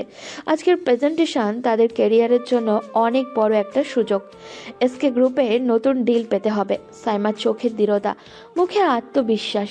সে জানে আজকে তার পুরো পরিকল্পনায় স্পষ্ট, সুনির্দিষ্ট এবং সকলের হৃদয় ছুঁয়ে যাবে। সুপ্রিয় সকলকে ধন্যবাদ। আজ আমরা শুধু একটা ডিল পেতে চাইছি না, আমরা চাই এই ডিলের মাধ্যমে এসকে গ্রুপের ব্র্যান্ডকে নতুন উচ্চতায় নিয়ে যেতে। আমার পরিকল্পনা 3টি মূল স্তম্ভের উপর দাঁড়িয়ে। প্রথমত, কাস্টমার এঙ্গেজমেন্ট বৃদ্ধি। দ্বিতীয়ত, নতুন বাজারের প্রবেশ। এবং তৃতীয়ত, ডিজিটাল মার্কেটিং ক্যাম্পেইন শক্তিশালী করা। সাইমা, তোমার পয়েন্টগুলো স্পষ্ট এবং বাস্তবসম্মত। আমি পুরোপুরি তোমার পরিকল্পনার সাথে এক। ধন্যবাদ মিরাজ। আমি বিশ্বাস করি আমাদের টিম এই চ্যালেঞ্জ মোকাবেলা করতে প্রস্তুত। অনেক, তোমার রিপোর্ট এবং পরিসংখ্যানগুলো এই পরিকল্পনাকে আরো শক্তিশালী করেছে। আমার পক্ষ থেকে সর্বোচ্চ চেষ্টা করব। এটা আমাদের সবার জন্য একটি বড় সুযোগ। প্রেজেন্টেশন শেষ হতেই মিটিং রুমে প্রশংসার ঝড় উঠল। সবাই জানে আজকের দিনটা তাদের ক্যারিয়ারের জন্য মাইল ফলক হতে চলেছে। কয়েকদিনের মধ্যে অফিসের উচ্চপদস্থ কর্মকর্তারা ডিলের অনুমোদন জানালো। ডিল পাওয়ার খবর ছড়িয়ে পড়ার পর অফিসের বায়ুমণ্ডল যেন উল্লাসিত। সাইমা নিজেই জানত এই সফলতার পেছনে কেবল তার একার অবদান নয়, পুরো টিমের কঠোর পরিশ্রমের ফল। তাই সিদ্ধান্ত নিল সে টিমকে ট্রিট দিবে। সবাইকে ধন্যবাদ। তোমাদের সহযোগিতা ছাড়া আজকে এই সাফল্য সম্ভব ছিল না। চলুন আমরা সবাই মিলে একটা ছোট্ট পার্টি করি, একসাথে আনন্দ ভাগাভাগি করি। অসাধারণ। এই খুশির মুহূর্তে সবাই একসাথে হতে পারলে ভালো লাগবে। আমি তো অপেক্ষায় আছি। কাজের মাঝে একটু বিশ্রাম মন্দ হবে না। অফিসের বাইরে একটি ক্যাফেতে সবাই জমায়েত হলো। খাবার দাবার, হাসি মজা, পুরনো গল্পের ঝলক সব মিলিয়ে আজকের দিনটা হয়ে উঠল স্মরণীয়। সাইমা মাইক হাতে হুটে বলল, সবাই আজকে আমরা শুধু একটা ডিল পাইলাম না, আমরা একটা টিম হিসেবে একত্রিত হয়েছি। এই যাত্রায় আপনাদের প্রত্যেকের অবদান অমূল্য। আমি গর্ব করি তোমাদের সবাইকে নিয়ে। ধন্যবাদ ম্যাম আপনাকে। সেই রাতে তাদের জন্য নতুন আশায় আলোয় ভরা। অনেকের চোখ যেন নতুন স্বপ্ন। মিরাজের মুখে একটা অদৃশ্য সুরক্ষা আর সাইমার মনের স্বপ্নের ডানা পাখা মেলার মতো ছড়িয়ে পড়ল। সেদিনের পর থেকে সাইমা যেমন একটা কঠোর মনোভাব নিয়ে সবার সঙ্গে ব্যবহার করত, সেদিনের কনফারেন্সের পর থেকে সকলের সাথে অনেক সহজ হয়ে গেছে। সকলের সাথে হাসি মুখে কথা বলছে। অনেকের সঙ্গে আগের মতো কঠোরভাবে কথা বলতো না, এখন আরও তাও বলে না। অনেকের সাথে সম্পর্কটা অনেক সহজ হয়ে গিয়েছে। আগে দুজনেই একসঙ্গে কথা বলতে ভীষণ অস্বস্তি বোধ করত, যেটা অনেকের পক্ষ থেকে থাকলেও সাইমার পক্ষ থেকে বেশি ছিল। এরই মাঝে হঠাৎ একদিন সকালে সবাই অফিসে আসার পরে মিরাজ সকলের উদ্দেশ্যে বলে, আপনাদের জন্য আজকে আমার পক্ষ থেকে ট্রিট রয়েছে, কারণ আজকে আমি অনেক খুশি। আমার জীবনের আরো একটি বড় ইচ্ছে পূরণ হতে চলেছে। এখন হয়তো আপনাদের মনে প্রশ্ন থাকতে পারে, কি এমন ইচ্ছে পূরণ হতে চলেছে যার জন্য আজকে আমার পক্ষ থেকে আপনাদের ট্রিট? Anyone guess? মিরাজের কথা শুনে সকলের মাঝে একটা সুন্দর নীরবতা পড়ে গেল, যেন মিরাজকে এমন কোনো বড় প্রাপ্তি লাভ করতে যাচ্ছে যার জন্য তিনি সবাইকে ট্রিট দিতে চলেছেন। কিন্তু তারপর সকলে অনেক খুশি। মিরাজ নিচেও মুচকি মুচকি হাসছে। এমন সময় অফিসের মেন গেট দিয়ে সাইমা অফিসে এন্ট্রি নিল। হঠাৎ করে সকলে এক জায়গায় দাঁড়িয়ে থাকতে দেখে তার ভ্রু কুঁচকে আসে। সকলের পেছনে দাঁড়িয়ে আছে অনেক। অনেক নিজেও কিছু বুঝতে পারছে না, তাই সে সকলকে উপেক্ষা করে তার নিচে তার নজর গিয়ে পড়ে সাইমার দিকে। অনেকদিন ধরেই সে সাইমার দিকে এমনভাবে তাকিয়ে আছে। মিরাজ এখন হাসছে, যেটা দেখে অনেকের গা একদমই চলে যাচ্ছে। এমন সময় হঠাৎ করে অনেকের ফোন বেজে ওঠে। অনেক পকেট থেকে ফোন বের করে স্ক্রিনের দিকে তাকায়। নাম্বারটা দেখে তার মনের সন্দেহ জানে। সে একবার স্ক্রিনের দিকে আবার মিরাজের দিকে তাকায়, পরে সাইমার দিকে তাকিয়ে ফোনটা রিসিভ করে কানে ধরে। অতঃপর পাশ থেকে যা সেটা শুনে তার মেজাজ খারাপ হয়ে যায়। অনেক ভীষণ রেগে যায়। সাইমা এখনও ঠিক বুঝে উঠতে পারছে না কি চলছে। সাইমা যখনই কিছু বলতে যাবে এমন সময় অনেক কোথা থেকে এসে শক্ত করে সাইমার হাতটা ধরে, টেনে টেনে সাইমার কেবিনের দিকে নিয়ে যায়। হঠাৎ কী থেকে কী হচ্ছে সাইমা কিছুই বুঝে উঠতে পারে না, এবং সে কি রিয়াকশন দেবে সেটাও বুঝে উঠতে পারছে না। হঠাৎ কী থেকে কী হচ্ছে কেউ বুঝতেই পারছে না। মিরাজ যখন অনেককে আটকাতে যাবে তার আগেই অনেক সাইমাকে কেবিনে নিয়ে গিয়ে দরজা আটকে দেয়। এদিকে অফিসার সবার মাঝে গুঞ্জন শোনা যায় যে অনিক আর সাইমার মাঝে নিশ্চিত কিছু চলছে। এদিকে অনিক সাইমাকে নিয়ে এসে দরজা লাগানোর পর থেকেই মিরাজ একের পর এক দরজায় নক করছে এবং সাইমা আর অনিককে ডাকাডাকি করছে, কিন্তু ভেতর থেকে কোনো সাড়ার শব্দই পাওয়া যাচ্ছে না। হঠাৎই এমন পরিস্থিতিতে সাইমা নিজেও বেশ বিরক্ত হয়ে বলে, কি সমস্যা আপনার মিস্টার অনিক? আপনি আমাকে এখানে কেন নিয়ে আসলেন? আর আপনার সাহস হলো কি করে সবার সামনে আমার হাত ধরার? আমার সাহস যে ঠিক কী এবং কতটা সেটা তোমার থেকে ভালো আর কেউ জানে না, তাই সেই বিষয়ে আমরা এখন আর কথা না বলি। এটাই দুজনের জন্য ভালো। কিন্তু তোমার সাহস দেখে আমি অবাক হয়ে যাচ্ছি। তোমার শুধু সাহস না, দুঃসাহস কোথা থেকে আসে যে তুমি অন্য কাউকে বিয়ে করার কথা চিন্তা করতে পারো? হঠাৎই অনেকের কাছ থেকে এমন কথা শুনতে হবে সেটা সাইমা অ্যাকসেপ্টও করেনি। অনেক সাইমার দিকে তাকিয়ে দেখে সাইমা যেন পুরো পরিস্থিতির কিছুই বুঝতে পারছে না। অনেকক্ষণ অনেককে চুপচাপ দাঁড়িয়ে থাকতে দেখে সাইমা কিছু বলতে যাবে তার আগেই সে অনেককে হাতের ইশারায় চুপ করিয়ে দেয়। সাইমা নিজেই বলে, কি সমস্যা আপনার? কিসের বিয়ে? কি সব বিয়ের কথা বলছেন আপনি? দেখুন, জানি না আপনি কি বলছেন, কেন বলছেন আমি জানি না, তবে এইটুকু বলতে পারি কোনো কিছু না জেনে না বুঝে যাচাই বাছাই না করে কিছু বলা উচিত না। আমি না জেনে কিছু বলছি না। আপনার ওই মিরাজের সাথে বিয়ে ঠিক হয়নি? অনেকের কথা শুনে সাইমা যেন আকাশ থেকে পড়ল। সে প্রচণ্ড অবাক হয়ে বলে, কি সব যাতা বলছেন আপনি? মিরাজের সাথে আমার বিয়ে মানে? এমন ভাব করছেন যেন আপনি কিছু জানেন না। সাইমা অনেকের মুখের দিকে তাকিয়ে থাকে কিছুক্ষণ, যেন তার প্রতিটি শব্দ, প্রতিটি অভিযোগ সাইমার মাথার ভিতরে ছুরি হয়ে ঢুকছে। কিন্তু সমস্যা হলো, সেই অভিযোগের সামনে সে নিজেই জানে না। সাইমার শ্বাস নিতে পর্যন্ত কষ্ট হচ্ছে। তার চোখে স্পষ্ট অবাক এবং ভয়ের ছাপ। অনিক, আপনি কি বলছেন? আমি সত্যি কিছু বুঝতে পারছি না। কি প্রস্তাব? কার প্রস্তাব? আমি মিরাজের বাবা মা আবার আমার বাড়িতে যাবে কেন? আপনি কি শুনেছেন? কোথায় শুনেছেন? কেন শুনেছেন? কিছুই তো পরিষ্কার করে বলছেন না। অনেক গভীর নিঃশ্বাস নেয়। তার চোখে আগুন কিছুটা কমলেও রাগটা এখনো বয়েই গেছে। সে সোজা সাইমার দিকে তাকিয়ে থাকে, যেন বহুদিনে জমে থাকা কথাটা রূপ দিতে চাইছে। তোমার না জানার কথা শুনতে শুনতে আমি বিরক্ত। তুমি এখনো বলছো তুমি কিছুই জানো না? তোমার বাড়িতে কি হচ্ছে, কারা আসছে, কারা প্রস্তাব দিচ্ছে, তুমি কিছুই জানো না? এটা কি সম্ভব? আজ সকালে আমি নিজের কানে শুনেছি মিরাজের বাবা মা আমার এক একজন পরিচিতির মাধ্যমে খবর পাঠিয়েছে। তারা তোমাদের বাসায় দেখা করতে গিয়েছিল। উদ্দেশ্য ছিল বিয়ের প্রস্তাব। আর আর তুমি বলছো তুমি জানো না? সাইমা হতবাক। তার মুখ শুকিয়ে যায়। সে ধীরে ধীরে একটা চেয়ারে বসে পড়ে, যেন পা দুটো আর তাকে ধরতে পারছে না। আমি তো নিজের কানেই বিশ্বাস করতে পারছি না। কোথায় কি হচ্ছে আমি কিছুই জানি না। আপনি অন্তত একটু পরিষ্কার করে বলবেন। অনিক, আমি শপথ করে বলছি আমি কিছুই জানি না, বিশ্বাস করুন। আমার পরিবারের কেউ আমাকে বলেনি, কেউ কিছু আলোচনা করেনি, এমনকি মিরাজও আমাকে কখনো এমন কিছু বলেনি। সে যদি সত্যি এমন কিছু করে থাকে তাহলে সেটাও আমি এই মাত্র আপনার মুখেই প্রথম শুনছি। আমি জানতামই না এমন কিছু ঘটেছে। আপনি কেন ভাবছেন আমি সব জানি? কেন ভাবছেন আমি ইচ্ছে করে কিছু লুকাচ্ছি? অনেক 2 সেকেন্ড চুপ থাকে, কিন্তু তার ভেতরের ক্ষোভ এখনো পড়ে চলেছে। সে এক ধাপ করে এগিয়ে এসে টেবিলের ওপরে হাত রাখে এবং হালকা ঝুঁকে সাইমার দিকে তাকায়। কারণ তুমি আমাকে কখনো কিছু বলো না সাইমা। তুমি নিজের অনুভূতি তো দূরের কথা, নিজের জীবনের গুরুত্বপূর্ণ বিষয়গুলো পর্যন্ত কাউকে জানাতে চাও না।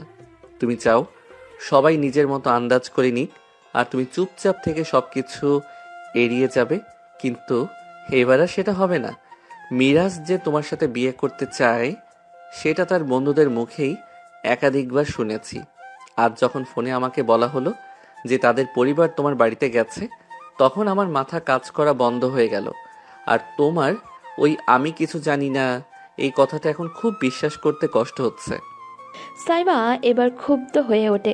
সে চেয়ার থেকে উঠে দাঁড়িয়ে তার চোখে জল চিকচিক করছে, কিন্তু সে চোখের জলকে খুব শক্ত করে আটকায়।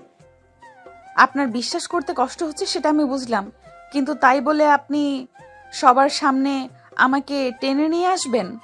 আপনার হাত ধরে আমার হাত ধরে অপমান করবেন? আমার কেবিনে আমাকে আটকে রেখে জেরা করবেন? এটা কি আপনার ঠিক কাজ? আপনি কি ভাবেন আমি নিজের জীবনের উপর এতটাই নিয়ন্ত্রণহীন যে কেউ আমার নামে প্রস্তাব পাঠালো আমি চুপ করে বসে থাকবো? আমি কি এমন মানুষ? আপনার কাছে কি কখনো তেমন মনে হয়েছে? অনেক এবার দমচাপা গলায় বলে। তুমি আমার। কথাটা শেষ করতে না পারে না, যেন গলার ভিতরে আটকে গেছে। সাইমা তাকিয়ে থাকে নিঃশব্দে অপেক্ষা করে। তুমি আমার কাছে গুরুত্বপূর্ণ, অতিরিক্ত গুরুত্বপূর্ণ। তাই যখন শুনলাম তুমি অন্য কারোর সাথে বিয়ে করতে যাচ্ছ, তখন মাথা ঠিক রাখতে পারিনি। মনে হলো সবকিছু হারিয়ে ফেলছি। আর যখন তোমাকে মিরাজের সামনে এমন হাসি খুশি দেখলাম, তখন নিজের উপরই ঘেন্না লাগছিল। সাইমার চোখের কোমলতা একটু নড়ে ওঠে, কিন্তু সে এখনো শক্ত থাকে। অনেক, আপনার অনুভূতি যদি সত্যি হয় তাহলে আপনি আমার কথা বিশ্বাস করতে পারবেন। আমি আপনাকে মিথ্যা বলছি না। আমি জানতাম না, কেউ আমাকে বলেনি, আজই প্রথম জানলাম। তবে এটা ঠিক, যদি এমন কোনো প্রস্তাব সত্যি হয়ে থাকে তাহলে সেটা আমার সম্মতি ছাড়া হয়েছে। আর আমি কখনোই নিজের জীবনের সিদ্ধান্ত অন্য কাউকে নিতে দেব না। অনেক ধীরে ধীরে মাথা নিচু করে। তার রাগ যেন ধীরে ধীরে গলে পানি হয়ে যাচ্ছে। একটা দীর্ঘ নীরবতা নেমে আসে। আপনি যদি সত্যি আমার সম্পর্কে কিছু জানতে চান তাহলে আমাকে জিজ্ঞাসা করুন। অন্য কারোর থেকে শুনে সিদ্ধান্ত টানবেন না। আমি কি করি কি ভাবি কোনো সিদ্ধান্ত নেব না, সেটা আমি আপনাকে বলবো যদি আপনি জানতে চান। কিন্তু এমনভাবে আমাকে আঘাত করা এটা আর কখনো করবেন না প্লিজ। অনেক চোখ তুলে তাকায়, তার চোখে অনুশোচনা, ব্যথা এবং একটু লজ্জা। আমি ভুল করেছি, আমি স্বীকার করছি, কিন্তু তোমাকে হারানোর ভয়টা সেটা সামলাতে পারিনি। সাইমা একটু থেমে ধীরে বলে, আমি তো যাচ্ছি না অনিক, কেউ আমাকে কোথাও নিয়ে যাচ্ছে না। আর আপনি বা এখন এমন করছেন কেন? আমি কাকে বিয়ে করলাম কাকে করলাম না সেটা তো আপনার কিছু যায় আসার কথা না। আপনি তো অনেক আগেই আমাকে ছেড়ে দিয়েছেন। শুধু ছেড়ে দেননি, খুব বাজেভাবে প্রতারিত করে ছেড়ে দিয়েছেন। অনেকের চোখে এবার স্পষ্ট নরমতা আসে। কেবিনের বাইরে এখনো মিরাজ দরজায় কড়া নেড়েই যাচ্ছে, কিন্তু ভেতরে দুজনের নীরবতা অন্য কিছু বলছে। অনেক সাইমার বাহু দুটো আরও শক্ত করে ধরে, যেন নিচের কাঁপতে থাকা রাগ আর দুঃখ লুকাতে চেষ্টা করছে। সাইমা তার চোখের দিকে তাকিয়ে বুঝতে পারে ওর ভেতরের কিছু একটা ভেঙে যাচ্ছে, কিন্তু ঠিক কী ভেঙেছে তা ধরার উপায় নেই। তুমি সবসময় এমনটাই করো সাইমা, একটা কথা নিজের মতো ব্যাখ্যা করে নাও, তারপর সেই ব্যাখ্যার উপর দাঁড়িয়ে আমাকে দোষ দাও। আমি নাকি তোমাকে বাধ্য করেছি চলে যেতে? তুমি কি ভুলে গেছো যে রাতটার কথা? সেই রাতে তুমি কি বলেছিলে? কার ফোন এসেছিল? কেন তোমার চোখে সেই অদ্ভুত আতঙ্ক ছিল? অনেকের কণ্ঠে এমন রহস্য, এমন দাবি যেন সেও নিশ্চিন্ত না কোনো সত্যটা ঠিকমতো মনে আছে, তার কোনটা শুধু নিজের কল্পনা। সাইমা হঠাৎই থমকে যায়, তার মুখের অভিব্যক্তি বদলে যায় 1 সেকেন্ডের জন্য, কিন্তু সে দ্রুত নিজেকে সামলে নেয়। কোন রাতে? তুমি আসলে কোন ঘটনার কথা বলছো? আর কার ফোনের কথা বলছো? তুমি কি ভেবে নিয়েছো আমি কারোর সাথে? হ্যাঁ, এটাই ভাবো? তুমি কি আমাকে বিশ্বাসই করনি কখনো? অনেক গলা নামায়, খুব ধীরে বলে, আমি জানি না সাইমা, সত্যি জানি না। কারণ তোমার সেই রাতের নীরবতা, তোমার ব্যাগটা তাড়াহুড়ো করে গোছানো, আর সেই অজানা নম্বর থেকে আসা ফোন কল সবকিছুই আমাকে অন্য কিছু ভাবতে বাধ্য করেছিল। তুমি ব্যাখ্যা করার আগেই তুমি চলে গেলে হঠাৎ, একদম হঠাৎ করে। সাইমা চোখের রাগ, কষ্ট আর বিভ্রান্তি সব একসাথে জমে ওঠে। তুমি কি কখনো আমাকে জিজ্ঞাসা করেছিলে একবারও?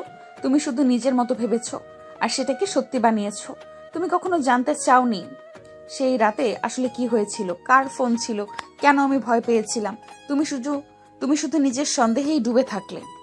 অনেক হেসে ফেলে, একটা ব্যথা ভরা কঠিন হাসি। আর তুমি কি আমাকে বলেছিলে? তুমি কি একবারও চেষ্টা করেছিলে আমাকে বোঝানোর? সেই ফোনটা কার ছিল সাইমা, বলো, এখন বলো, আমি শুনছি। সাইমা চুপ করে যায়, তার ঠোঁটও কাঁপে, কিন্তু শব্দ বের হয় না। কিছু বলতে গিয়ে সে থেমে যায়, যেন কিছু স্মৃতি তাকে আটকে দিচ্ছে। অনেক তার মুখটা খুঁজে খুঁজে দেখছে, যেন প্রতিটা অভিব্যক্তি পরে সত্যটা বের করতে চাইছে ও। দেখলে, আজও তুমি চুপ। এতদিন পরও তুমি সেই একটাই কাজটা করতে পারলে না, আমাকে সত্যিটা বলতে। সাইমা ধীরে ধীরে মাথা উঁচু করে, গলা কাঁপলেও চোখের দৃষ্টি শক্ত। সত্যি সবসময় বলা যায় না অনিক। কিছু সত্যি মানুষকে রক্ষা করার জন্যই লুকিয়ে যেতে হয়, সবাইকে নয়। কখনো কখনো যাকে সবচেয়ে বেশি ভালোবাসি তাকে। একবার অনেক থেমে যায়। সাইমার কথায় একটা ভেদ করা যন্ত্রণা আছে, যেন সত্যিই কিছু ছিল, কোনো বিপদ, কোনো হুমকি, অথবা কেউ। কাকে রক্ষা করার জন্য সাইমা, আমাকে নাকি অন্য কাউকে? সাইমার নিঃশ্বাস কেঁপে ওঠে, তার চোখ পানি জমে, কিন্তু সে কিছু বলে না। দুজনের মাঝেই হঠাৎ করে একটা নীরবতা নেমে আসে, যে নীরবতা কোনো দিন সম্পূর্ণভাবে ভাঙা যায় না। এখানে মনে হয় হয়তো সত্যিই কোনো তৃতীয় ব্যক্তি ছিল, অথবা হয়তো তাদের দুজনের ভুল বোঝাবুঝি সেই তৃতীয় ব্যক্তি। কিন্তু সত্যিটা, সে এখনো অদৃশ্য অন্ধকারে লুকিয়ে আছে, যেটা দুজনেই জানে, আবার কেউ হয়তো ঠিকমতো জানেই না। সাইমা, আজ তুমি বলবে আমি এতদিন ধরে যা বুঝতে পারিনি, যার কারণে আমরা দূরে চলে গেছি, আজ সব জানতে চাই। তুমি সেই রাতে কোনো ফোন পেয়েছিলে, কি শুনেছিলে, কি ঘটেছিল, সব বলো। তুমি আমার সামনে দাঁড়িয়ে আছো আর আমি তোমার প্রতিটা কথা শুনতে চাই। আজ কোনো লুকোচুরি নয়, কোনো অর্ধসত্য নয়। হ্যাঁ, আজ আমি বলবো, কারণ তুমি এমনভাবে প্রশ্ন করছো যেন আমি ইচ্ছে করে তোমাকে কষ্ট দিয়েছি, যেন আমি তোমাকে ধোঁকা দিয়েছি। অথচ তুমি জানোই না আমি ঠিক কোন অবস্থার মধ্য দিয়ে যাচ্ছিলাম। তুমি কখনো সেই রাতে আমার চোখের দিকে তাকিয়ে জানতে চাওনি কি ঘটেছিল। তুমি শুধু যা দেখেছো, যা অনুমান করেছো, সেটাই সত্যি ধরে নিয়েছো, কিন্তু সত্যিটা কখনো তোমার সামনে আসেনি। আমি শুধু মনে করতে পারি তুমি সেই রাতে একটা ফোন পাওয়ার পর পুরো বদলে গিয়েছিলে। তোমার মুখ ফ্যাকাশে হয়ে গেল, তুমি অসংলগ্ন আচরণ করলে, আর পরদিন ভোরে তুমি আমার কোনো কথা না শুনে চলে গেলে। আমি ভাবলাম তুমি আমাকে এড়িয়ে যাচ্ছ। তখন যদি তুমি শুধু একটা কথা বলতে, কেন তুমি এমন হলে, কি ঘটলো, সব কিছু বদলে যেত। কিন্তু তুমি চুপচাপ চলে গেলে। ফোনটা ছিল মিরাজের। হ্যাঁ, সেই মিরাজ যাকে তুমি তোমার নিজের লোক মনে করতে, যার সঙ্গে তুমি সবকিছু শেয়ার করতে। সে রাত 2টোয় আমাকে ফোন করে বলল সে বিপদে আছে। প্রথমে আমি যেতে চাইনি, কারণ তোমার সঙ্গে দেখা করে তখনই ঘুমাতে গিয়েছিলাম। কিন্তু তারপর সে এমন একটা কথা বলল যা আমাকে জমাট বরফের মতো করে দিল। সে বলল যদি আমি এখনই না যাই তবে সে তোমার বিরুদ্ধে এমন কিছু করবে যা তোমার জীবন, তোমার ক্যারিয়ার সব ধ্বংস করে দিবে। মিরাজ তোমাকে এমন কথা বলবে? সেই মানুষটা, সে কেন? সে তোমাকে হঠাৎ করে এত রাতে ফোন করবে কেন, আর তোমাকে হুমকি দেবে কেন? কারণ সে আমাকে পছন্দ করতো অনেক অনেক দিন ধরে, কিন্তু কখনো পরিষ্কার করে বলেনি। ওর আচরণ মাঝে মাঝে অদ্ভুত মনে হতো, কিন্তু আমি কখনো ভেবেই দেখিনি এটা আসলে কি। আমি যখন তাকে বললাম আমি তোমাকে ভালোবাসি আর তোমার সাথেই থাকতে চাই, সে সেটা সহ্য করেনি। সেই রাতেই সে প্রথমবার নিজের মুখে স্বীকার করলো। তার চোখে এমন এক রাগ, এমন এক পাগলামি ছিল যে আমি ভয় পেয়ে গিয়েছিলাম। সে বলল আমি যদি তোমাকে না ছাড়ি তাহলে তোমাকে হারাতে হবে। সে তোমাকে নিজের হাতে ধ্বংস করে দেব। আর তুমি তখনই সিদ্ধান্ত নিলে আমাকে ছেড়ে যাওয়ার। তুমি আমাকে কিছু বলতে পারতে, আমি তোমার উপর রাগ করতাম না। তুমি যদি তখনই বলতে মিরাজ তোমাকে এমন হুমকি দিচ্ছে, আমি কখনোই তোমাকে সন্দেহ করতাম না। আমি বরং তোমার পাশে দাঁড়াতাম। না অনিক, তুমি শুনতে না, তুমি ভাবতে আমি বাড়িয়ে বলছি। আমি সেই সময় তোমাদের দুজনকে যতটা কাছে দেখতাম, আমি জানতাম তুমি একবারও বিশ্বাস করবে না মিরাজ এমন কিছু করতে পারে। আর যদি তুমি বিশ্বাস না করতে তাহলে আমাদের সম্পর্কটাই সন্দেহেই ভেঙে যেত। আমি চাইনি তোমার জীবনে, ক্যারিয়ারে, নিরাপত্তায় কোনো বিপদ আসুক। আমি ভেবেছিলাম তুমি দূরে থাকলে সে শান্ত হবে, সব ঠিক হয়ে যাবে, কিন্তু ভুল ছিল। সে থামেনি। আজও সে আমাকে ফোন করে, মেসেজ দেয়, হুমকি দেয়। যদি আমি আবার তোমার কাছে ফিরি তাহলে সে তোমাকে আঘাত করবে। তাহলে এতদিন ধরে তুমি একা এইসব মুখোমুখি হচ্ছ? আমি ভাবছিলাম তুমি আমাকে ভুলে গেছো, আমাকে ভালোবাসো না, অন্য কারো দিকে মন দিয়েছ। আর তুমি নাকি আমাকে রক্ষা করতে গিয়ে আমাকে ছেড়ে দিলে। তুমি আমার সাথে লড়তে পারতে সাইমা, আমি তোমাকে রক্ষা করতে পারতাম। তুমি কেন আমাকে সেই সুযোগ দিলে না? কারণ তোমাকে হারানোর ভয়টাই ছিল সবচেয়ে বড় ভয়। আমি যদি তোমাকে বলতাম আর তুমি বিশ্বাস না করতে তাহলে আমাদের সম্পর্ক তাতেই শেষ হয়ে যেত। আর যদি সে তোমার কোনো ক্ষতি করত, আমি সেটা কোনোভাবেই সহ্য করতে পারতাম না। তাই আমি দূরে সরে যাই। ভাবতাম এটাই নিরাপদ, কিন্তু আমি জানতাম না যে তুমি কতটা অসুস্থ হয়ে পড়েছো। এবার আর তুমি একা নও। এখন থেকে সব আমি সামলাবো। এখন থেকে সব আমি সামলাবো। মীরা যতই ক্ষমতাবান হোক, যত সংযোগ থাকুক, এবার আমি তার মুখোমুখি হব। তুমি আমার পাশে থাকবে আর আমি তোমাকে রক্ষা করব। সত্য লুকিয়ে রাখা শেষ, এখন সময় সত্যের বিরুদ্ধে দাঁড়ানোর। অনেক তাকে অবহেলা করো না। সে এখন আগের মতো নেই। সে যা করতে পারে তুমি কল্পনাও করতে পারবে না। আমি চাই না তোমার কোনো ক্ষতি হোক। তোমাকে হারানোর থেকেও বড় কোনো ভয় আমার নেই, আর তোমাকে রক্ষা করতে হলে আমি শেষ পর্যন্ত যাব। সাইমা কিছুক্ষণ চুপ থাকে। দুজনের মধ্যে নীরবতা, উত্তেজনা, ভালোবাসা সব মিলিয়ে একটা নতুন অধ্যায় শুরু হতে থাকে। আজ সব শেষ, আজ সত্যটা সামনে আসবে।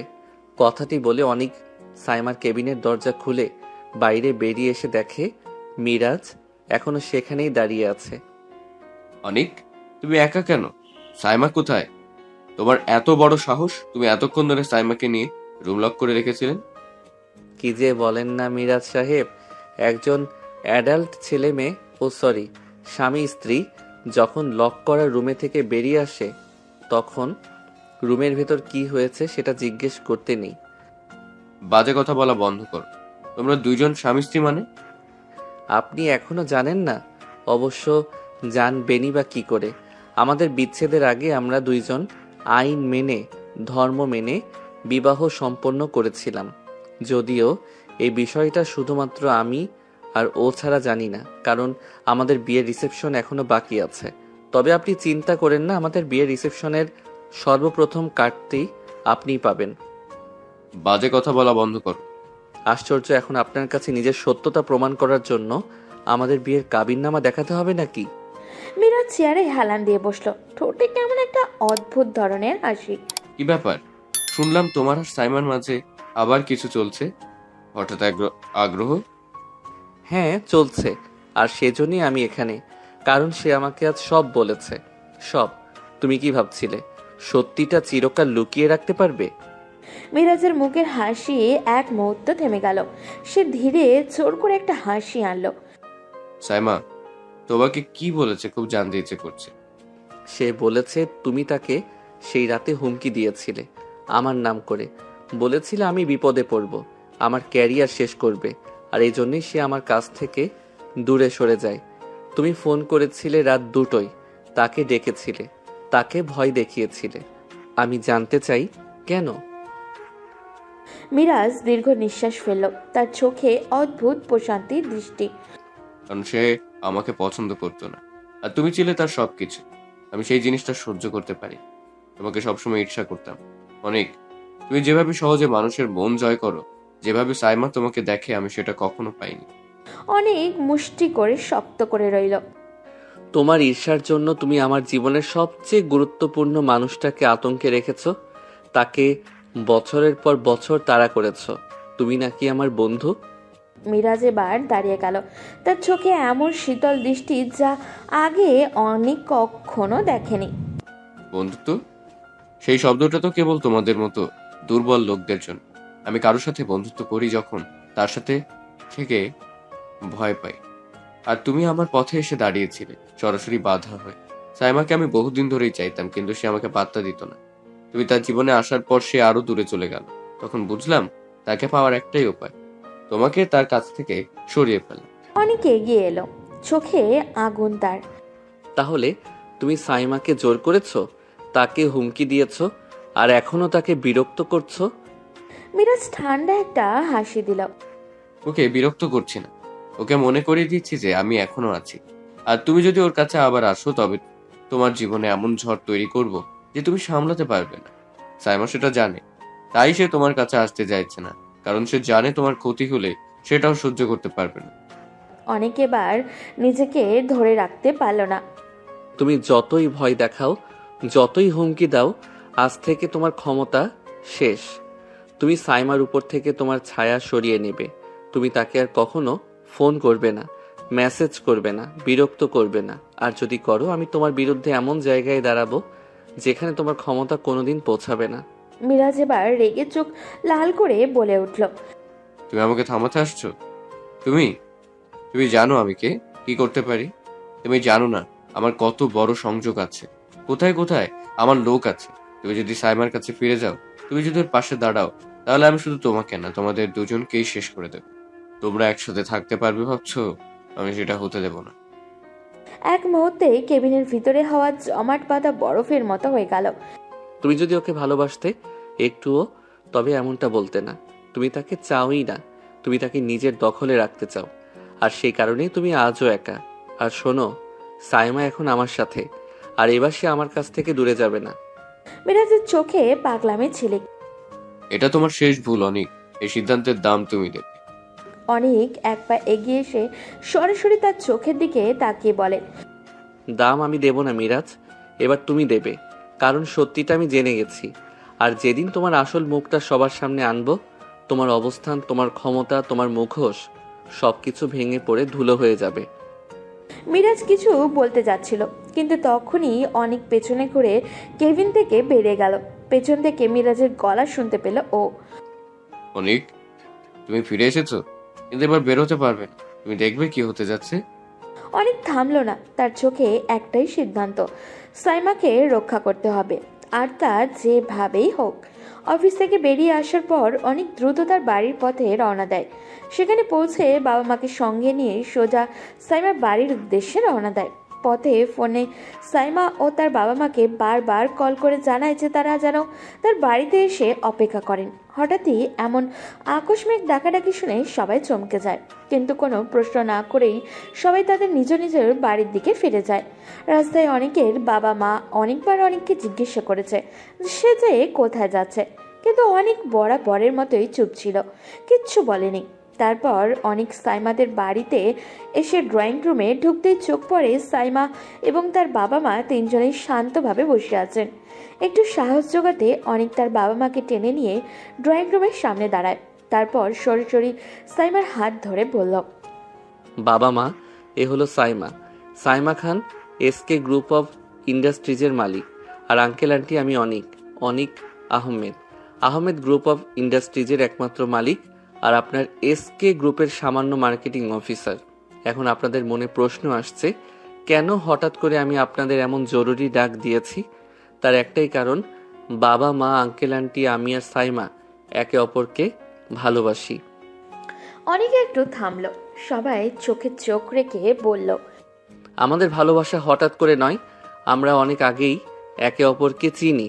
আমরা একই ইউনিভার্সিটিতে ছিলাম, তখন থেকে আমাদের সম্পর্কের সূচনা।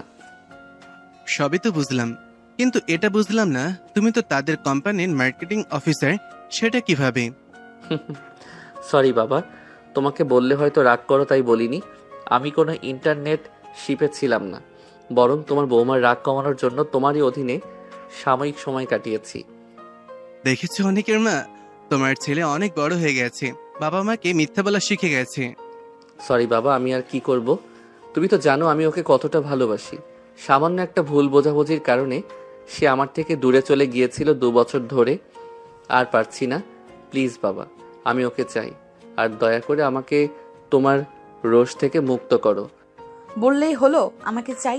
মানে খবরদার আঙ্কেল আন্টি, তোমরা রাজি হবে না, আমি তোমাদের ছেলেকে বিয়ে করব না।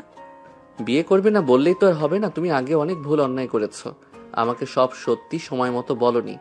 দয়া করে আর এমন কিছু করো না, আমাকে বুঝতে চেষ্টা করো। তোমার ইচ্ছার বিরুদ্ধে কিছু করব না। তুমিও তো আমাকে ভুল বুঝে আমার কথা না শুনে মাহিয়ার সাথে খুব ঢলাঢলি করতে গিয়েছিলে। তোমরা কি করছো? আমি কিছুই বুঝতে পারছি না। প্লিজ আমাকে একটু বোঝাও, কেন তোমরা আলাদা হয়েছিলে? আর সাইমা, তুমি এতদিন কোথায় ছিলে? আমি কোথায় ছিলাম সেটা অনেক জটিল ব্যাপার ছিল। সাইমা, আমার কথা একটু শোনো। আমি জানি তোমার মন অনেক কিছু নিয়ে ব্যথিত, কিন্তু মিরাজের ব্যাপারে তোমার যা মনে হয়েছে সেটা তোমার ইচ্ছার বাইরে, কারোর জন্য কিছু করার কথা নয়। তুমি কি সত্যিই মিরাজকে বিয়ে করতে চাও? না, আমি মিরাজকে বিয়ে করতে চাই না।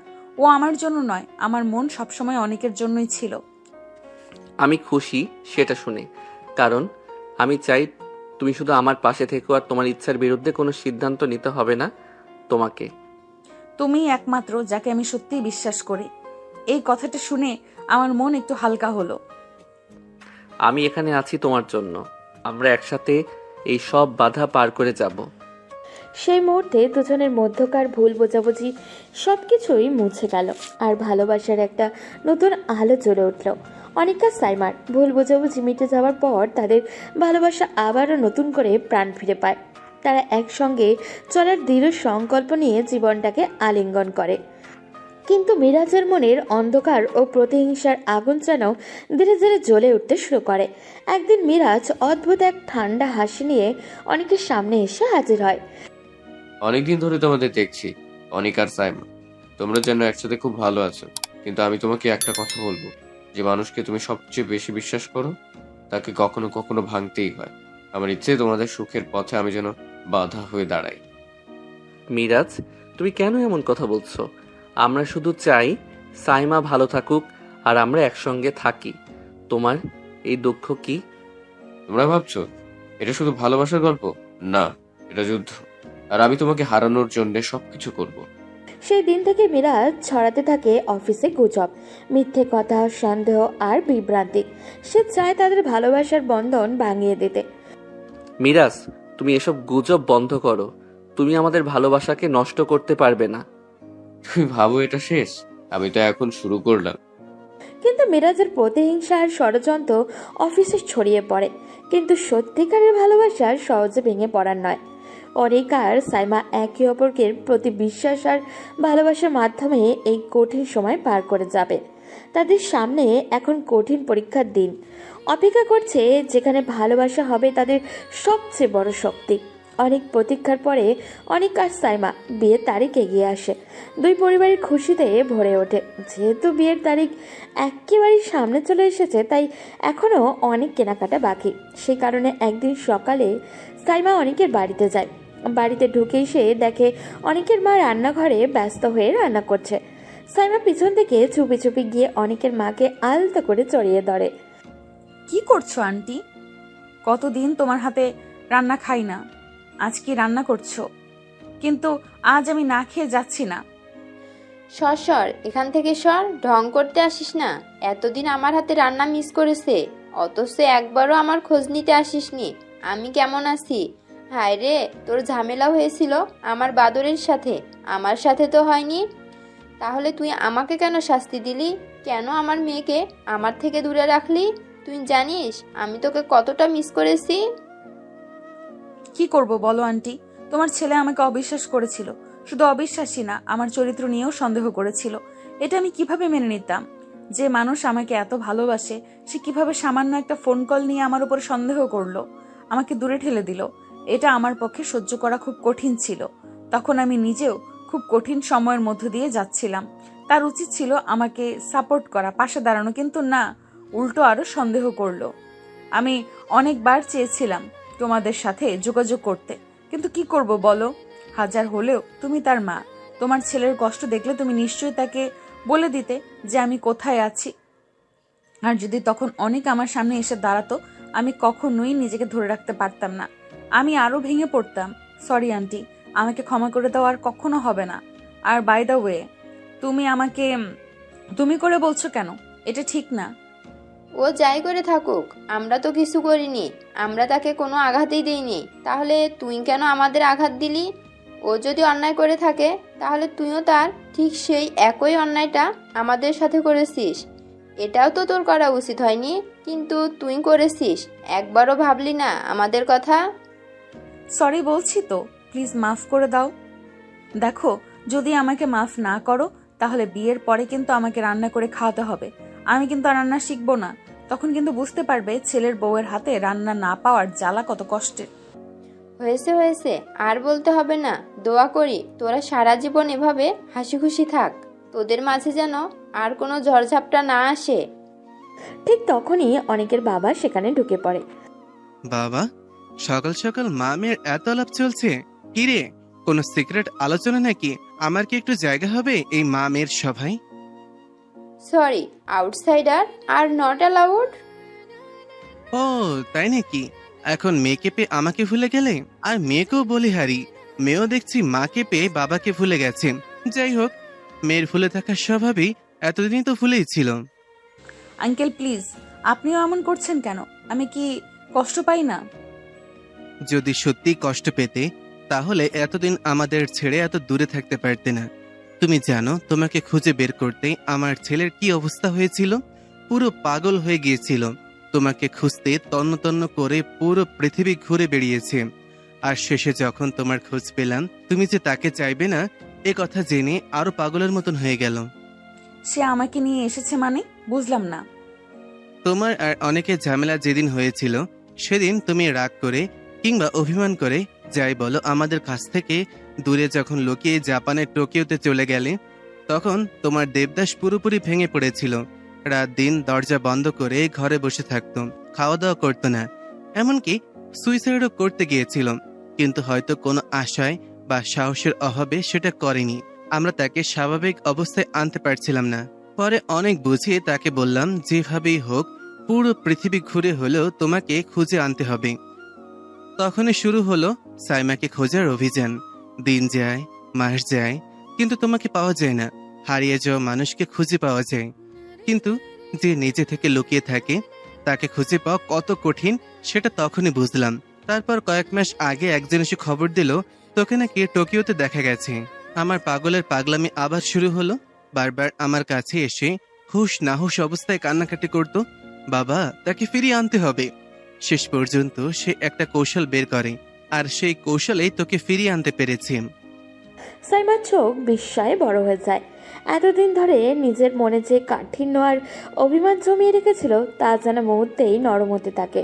কিন্তু তবুও তার ভেতরে ঢেউ খেলে যায়। এত বড় ঘটনা সে জানতই না।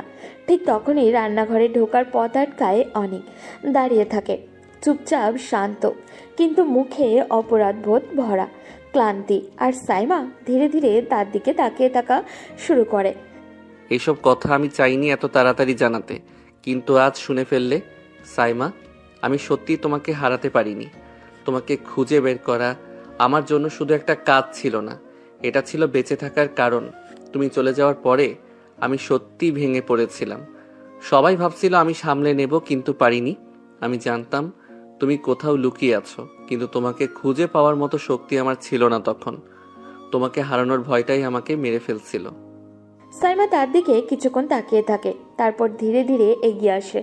অনেকের মুখের দিকে তাকিয়ে সেও যেন ঠিক বুঝতে পারে না কি বলবে। তাহলে তুমি পুরো পৃথিবী ছেড়ে আমার পেছনে দৌড়াচ্ছিলে, কিন্তু যখন আমার সবচেয়ে দরকার ছিল তোমার বিশ্বাস, তখন তুমি সেটা দিতে পারোনি আমাকে। বিশ্বাস না করার আঘাতটা তুমি বোঝোনি অনি। আমি তখন নিজের জীবন, নিজের পরিবার, নিজের ভবিষ্যৎ সব নিয়ে তোলপাড় হচ্ছিলাম। যে মানুষটা আমার পাশে থাকার কথা, সেই আমাকে ভেঙে দিল। অনেক কয়েক ধাপ এগিয়ে এসে থেমে দাঁড়ায়, তার চোখে জল। হ্যাঁ, তুমি ঠিক। আমি ভুল করেছিলাম। আমি ভেবেছিলাম তোমাকে হারাচ্ছি। এতটাই ভয় পেয়েছিলাম যে তোমাকে ধরে রাখতে গিয়ে তোমাকে আঘাত দিয়ে ফেলেছি। তুমি আমার জীবন ছিলে, আর আমি নিজের ভয়কে সামলাতে না পেরে তোমাকে হারিয়ে ফেলেছি। সাইমা, আমি নিখুঁত নই, কিন্তু তোমাকে ছাড়া আমি অসহ্য যন্ত্রণায় ছিলাম। আমি তোমাকে খুঁজতে বেরিয়েছিলাম শুধু একটা কারণে, তোমাকে ছাড়া আমার কিছুই নেই। রান্নাঘরটা মুহূর্তের মধ্যে নীরব হয়ে যায়। শুধু অনেকের শ্বাস আর সাইমার চোখের কাঁপনি শোনা যাচ্ছে।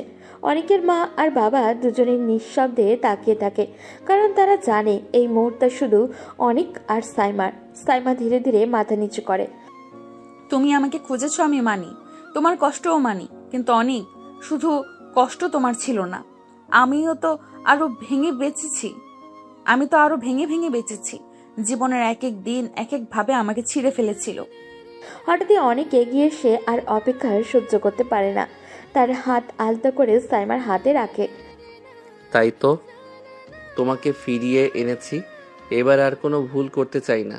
আমি আমার সব ভুল ঠিক করতে চাই। তুমি যদি অনুমতি দাও, আমি তোমার পাশে নতুনভাবে বাঁচতে চাই। সাইমা দীর্ঘক্ষণ চোখ বন্ধ করে রাখে, যেন ভেতরের সমস্ত লড়াই চলে। তারপর চোখ খুলে শান্তভাবে বলে, অনেক ক্ষমা করা যতটা সহজ, ভুলে যাওয়া তার চেয়েও কঠিন। কিন্তু আমি চেষ্টা করব। এবার তুমি যদি সত্যি সত্যি আমার পাশে থাকো, তবে আমরা আবার শুরু করতে পারি। অনেক শ্বাস ফেলতে ভুলে যায়, যেন পৃথিবীর সবচেয়ে বড় উপহার পেয়েছে ও। আমি প্রতিশ্রুতি দিচ্ছি, আমার জীবনে তোমাকে আর কখনো এক সেকেন্ডের জন্যও সন্দেহ করব না।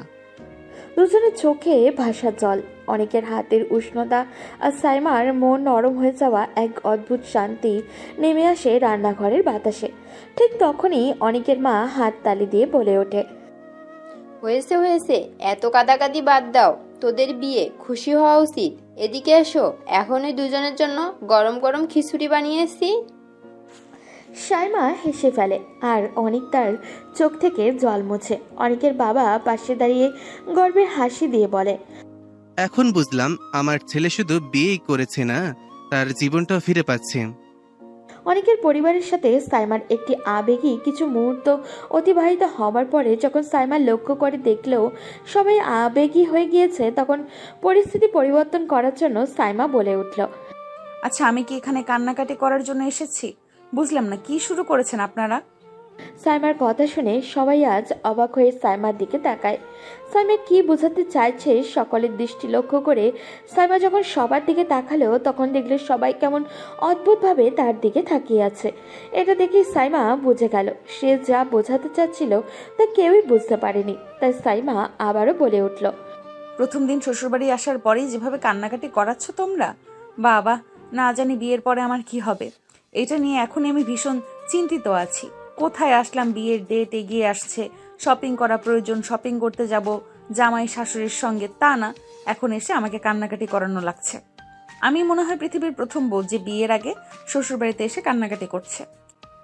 বলে সাইমার কথা শুনে সাইমার কান টেনে অনেকের মা বলল, এই ফাজিল মেয়ে, আমরা তোকে কান্না করাচ্ছি নাকি? তুই এসে আমাদের কান্না করাচ্ছিস?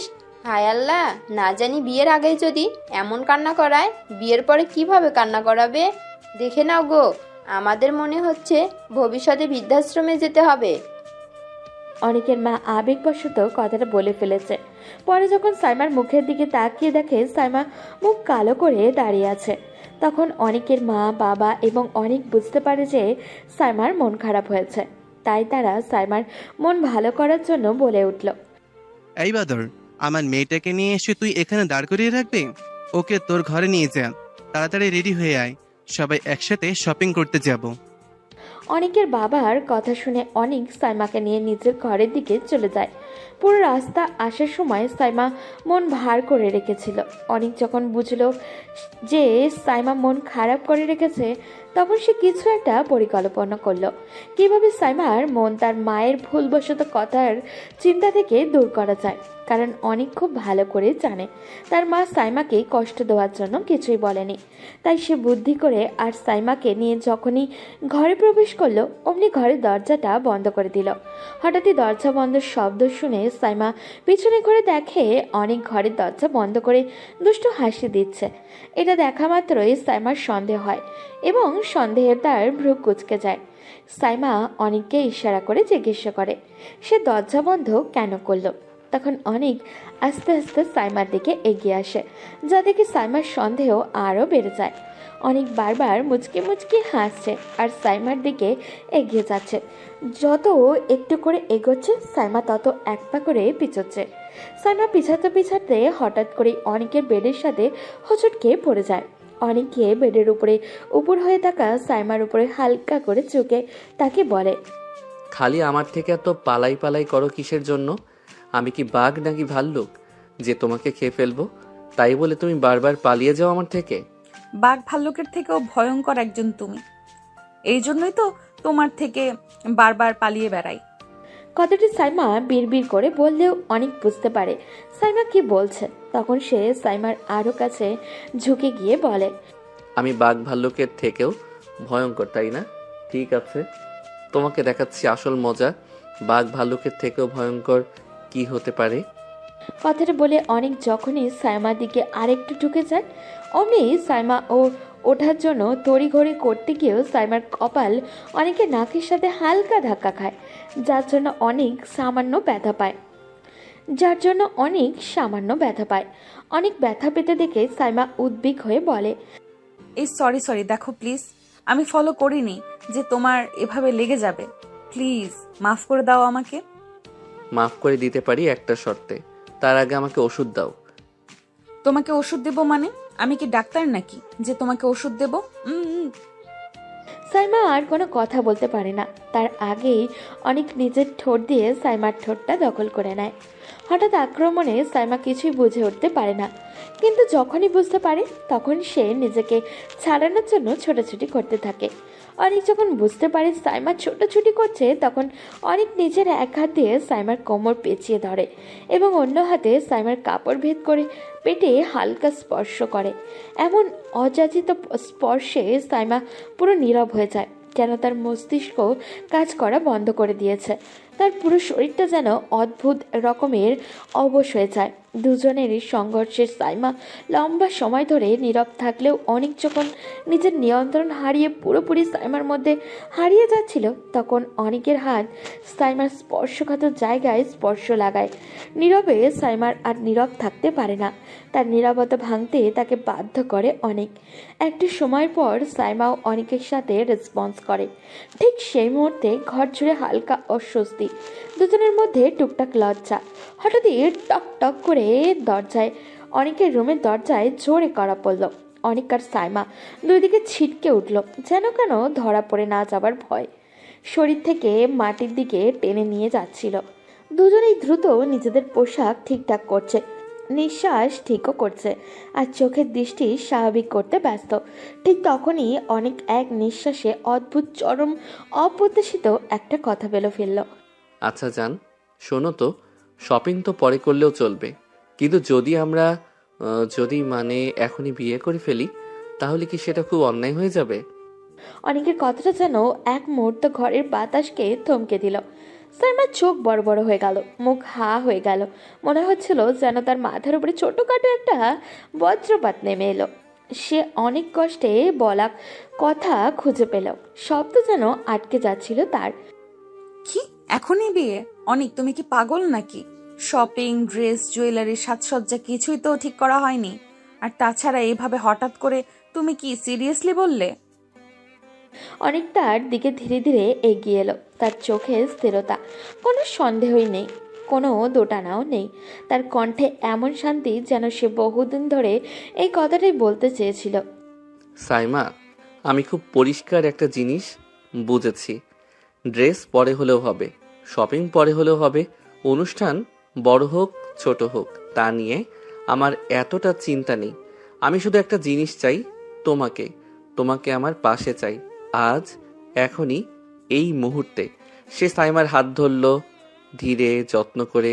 জীবনটা কখন কি হয়ে যায় কেউ জানে না জান, তাই আমি বিলম্ব করতে চাই না। আমি তোমার সাথে আজীবন কাটাতে চাই। তুমি চাইলে আমি এখনই তোমার বাবা মার কাছে যেতে পারি, তুমি চাইলে আজকেই আমাদের একটা ছোট্ট অনুষ্ঠান করে ফেলি। শুধু বলো তুমি তুমি আমার সঙ্গে থাকতে চাও কি না? সাইমার চোখে হালকা জল এলো। এটা দুঃখের জল নয়, এটা আবেগে ভেসে যাওয়ার, ভালোবাসার উচ্ছ্বাসে ডুবে যাওয়া, নিজের মানুষটাকে তার কতটা চায় সেটা উপলব্ধি করার জল। সে আস্তে করে অনেকের বুকের উপরে মাথা রাখলো। অনেক, তুমি যে এভাবে বলবে আমি ভাবতেই পারিনি। হ্যাঁ, আমি শপিং চাই, সাজসজ্জা চাই, কিন্তু তার চেয়েও বেশি আমি চাই তুমি আমার পাশে থাকো। আমি চাই তোমার হাতটা আমার হাতেই থাকুক আজীবন। তাই হ্যাঁ অনেক, আমি রাজি। আজ হোক কাল হোক, যেদিন তুমি চাও আমি তোমাকে বিয়ে করতে রাজি। অনেক এক ঝটকায় সাইমাকে জড়িয়ে ধরল, তার কণ্ঠে আদম্য খুশি, চোখে উজ্জ্বলতা। সাইমা, তুমি জানো না তুমি আমাকে কত খুশি করে দিলে। তোমার সাথে থাকলে আমার সব কিছু সম্পূর্ণ লাগে। সেই সময়ে আবারও টকটক করে দরজায় কড়া পড়ল। দুজনে একটু হাসলো, এবার আর ভয় নয়, লজ্জাও নয়, শুধু খুশির হাসি। অনেক দরজা খুলতে বাইরে অনেকের মা বাবা দাঁড়িয়ে আছে। তারা তাদের মুখে এক অদ্ভুত হাসি, মনে হচ্ছিল তারা অনেকক্ষণ ধরেই সব কিছু জানে। মনে হয় তোমাদের দুজনের কথা একটু শুনে ফেলেছি। যদি সত্যি সত্যি বিয়ে করতে চাও তাহলে বলো, আজই নাকি কাল? সাইমা লজ্জায় মাথা নামিয়ে ফেলে। অনেক তার হাতটা আবারও ধরে বলল, আজ, আজই, আজ আমাদের গল্পটা নতুন করে শুরু হবে। সবার চোখের হাসি, সবার মুখের আনন্দ, সবার মনে দুশ্চিন্তা নেই, শুধু ভালোবাসা। সেদিন সন্ধ্যায় ছোট্ট করে আয়োজন হলো। সোনার উপর গয়না নয়, বড় সাজসজ্জাও নয়, কিন্তু সাইমা ছিল পৃথিবীর সবচেয়ে সুন্দর কোণে, আর অনেক ছিল পৃথিবীর সবচেয়ে সুখী বর। দুজনের হাত এক হলো, একটা নতুন জীবনের শুরু হলো। সব ভুল বোঝাবুঝি, সব ভয়, সব দুঃখ পেছনে ফেলে অনেক আর সাইমা দুজন দুজনের হাত ধরে শুরু করলো তাদের আজ জীবনের যাত্রা। যাত্রা যেখানে শেষ নেই, আছে শুধু ভালোবাসা, আস্থার, একে অপরকে হারিয়ে না ফেলার প্রতিজ্ঞা।